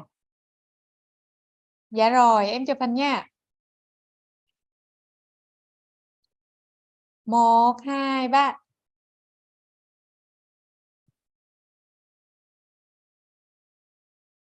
Dạ em cảm ơn mọi người. Mình chụp hình đẹp lắm ạ. Thì em sẽ gửi cái link recording và cái link đăng ký lượng giá cho mọi người vào email nha. Cảm ơn hôm nay mọi người đã rất là kiên nhẫn để chờ thầy, và buổi hội thảo của chúng ta cũng đã thành công, rất là thành công trong ngày hôm nay. Em cảm ơn mọi người rất là nhiều. Dạ, ban tổ chức có phiếu lượng giá tầm 30 giây để em gửi liền vào trong khung chat nha. Thank you everyone so much. Thank you as well. Have a good day.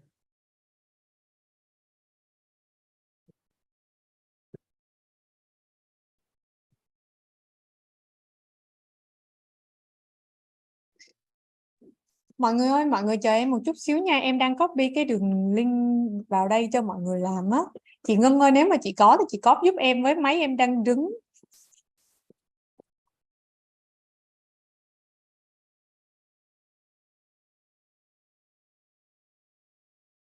Dạ, em hẹn gặp mọi người vào ngày mai vào hội thảo 5 và hội thảo 6 á. Mọi người nhớ là sign in Zoom trước khi mà tham gia hội thảo của mình nha. Hôm nay ban tổ chức cũng sẽ gửi một cái email nhắc lại và gửi đường link Zoom lại cho mọi người ạ.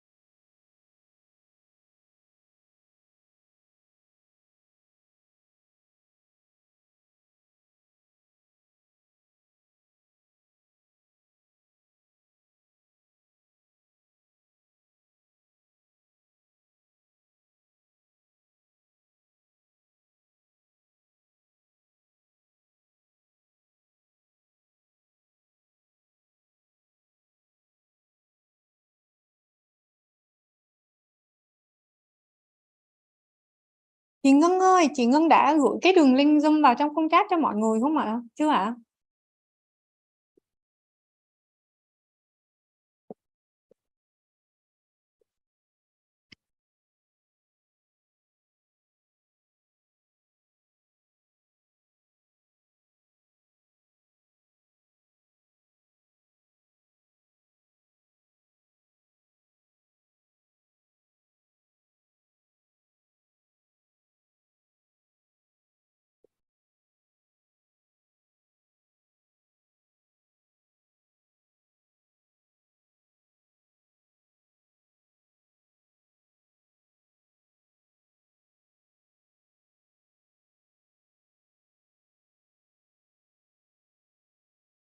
Dạ, em cảm ơn chị Vân Anh ạ.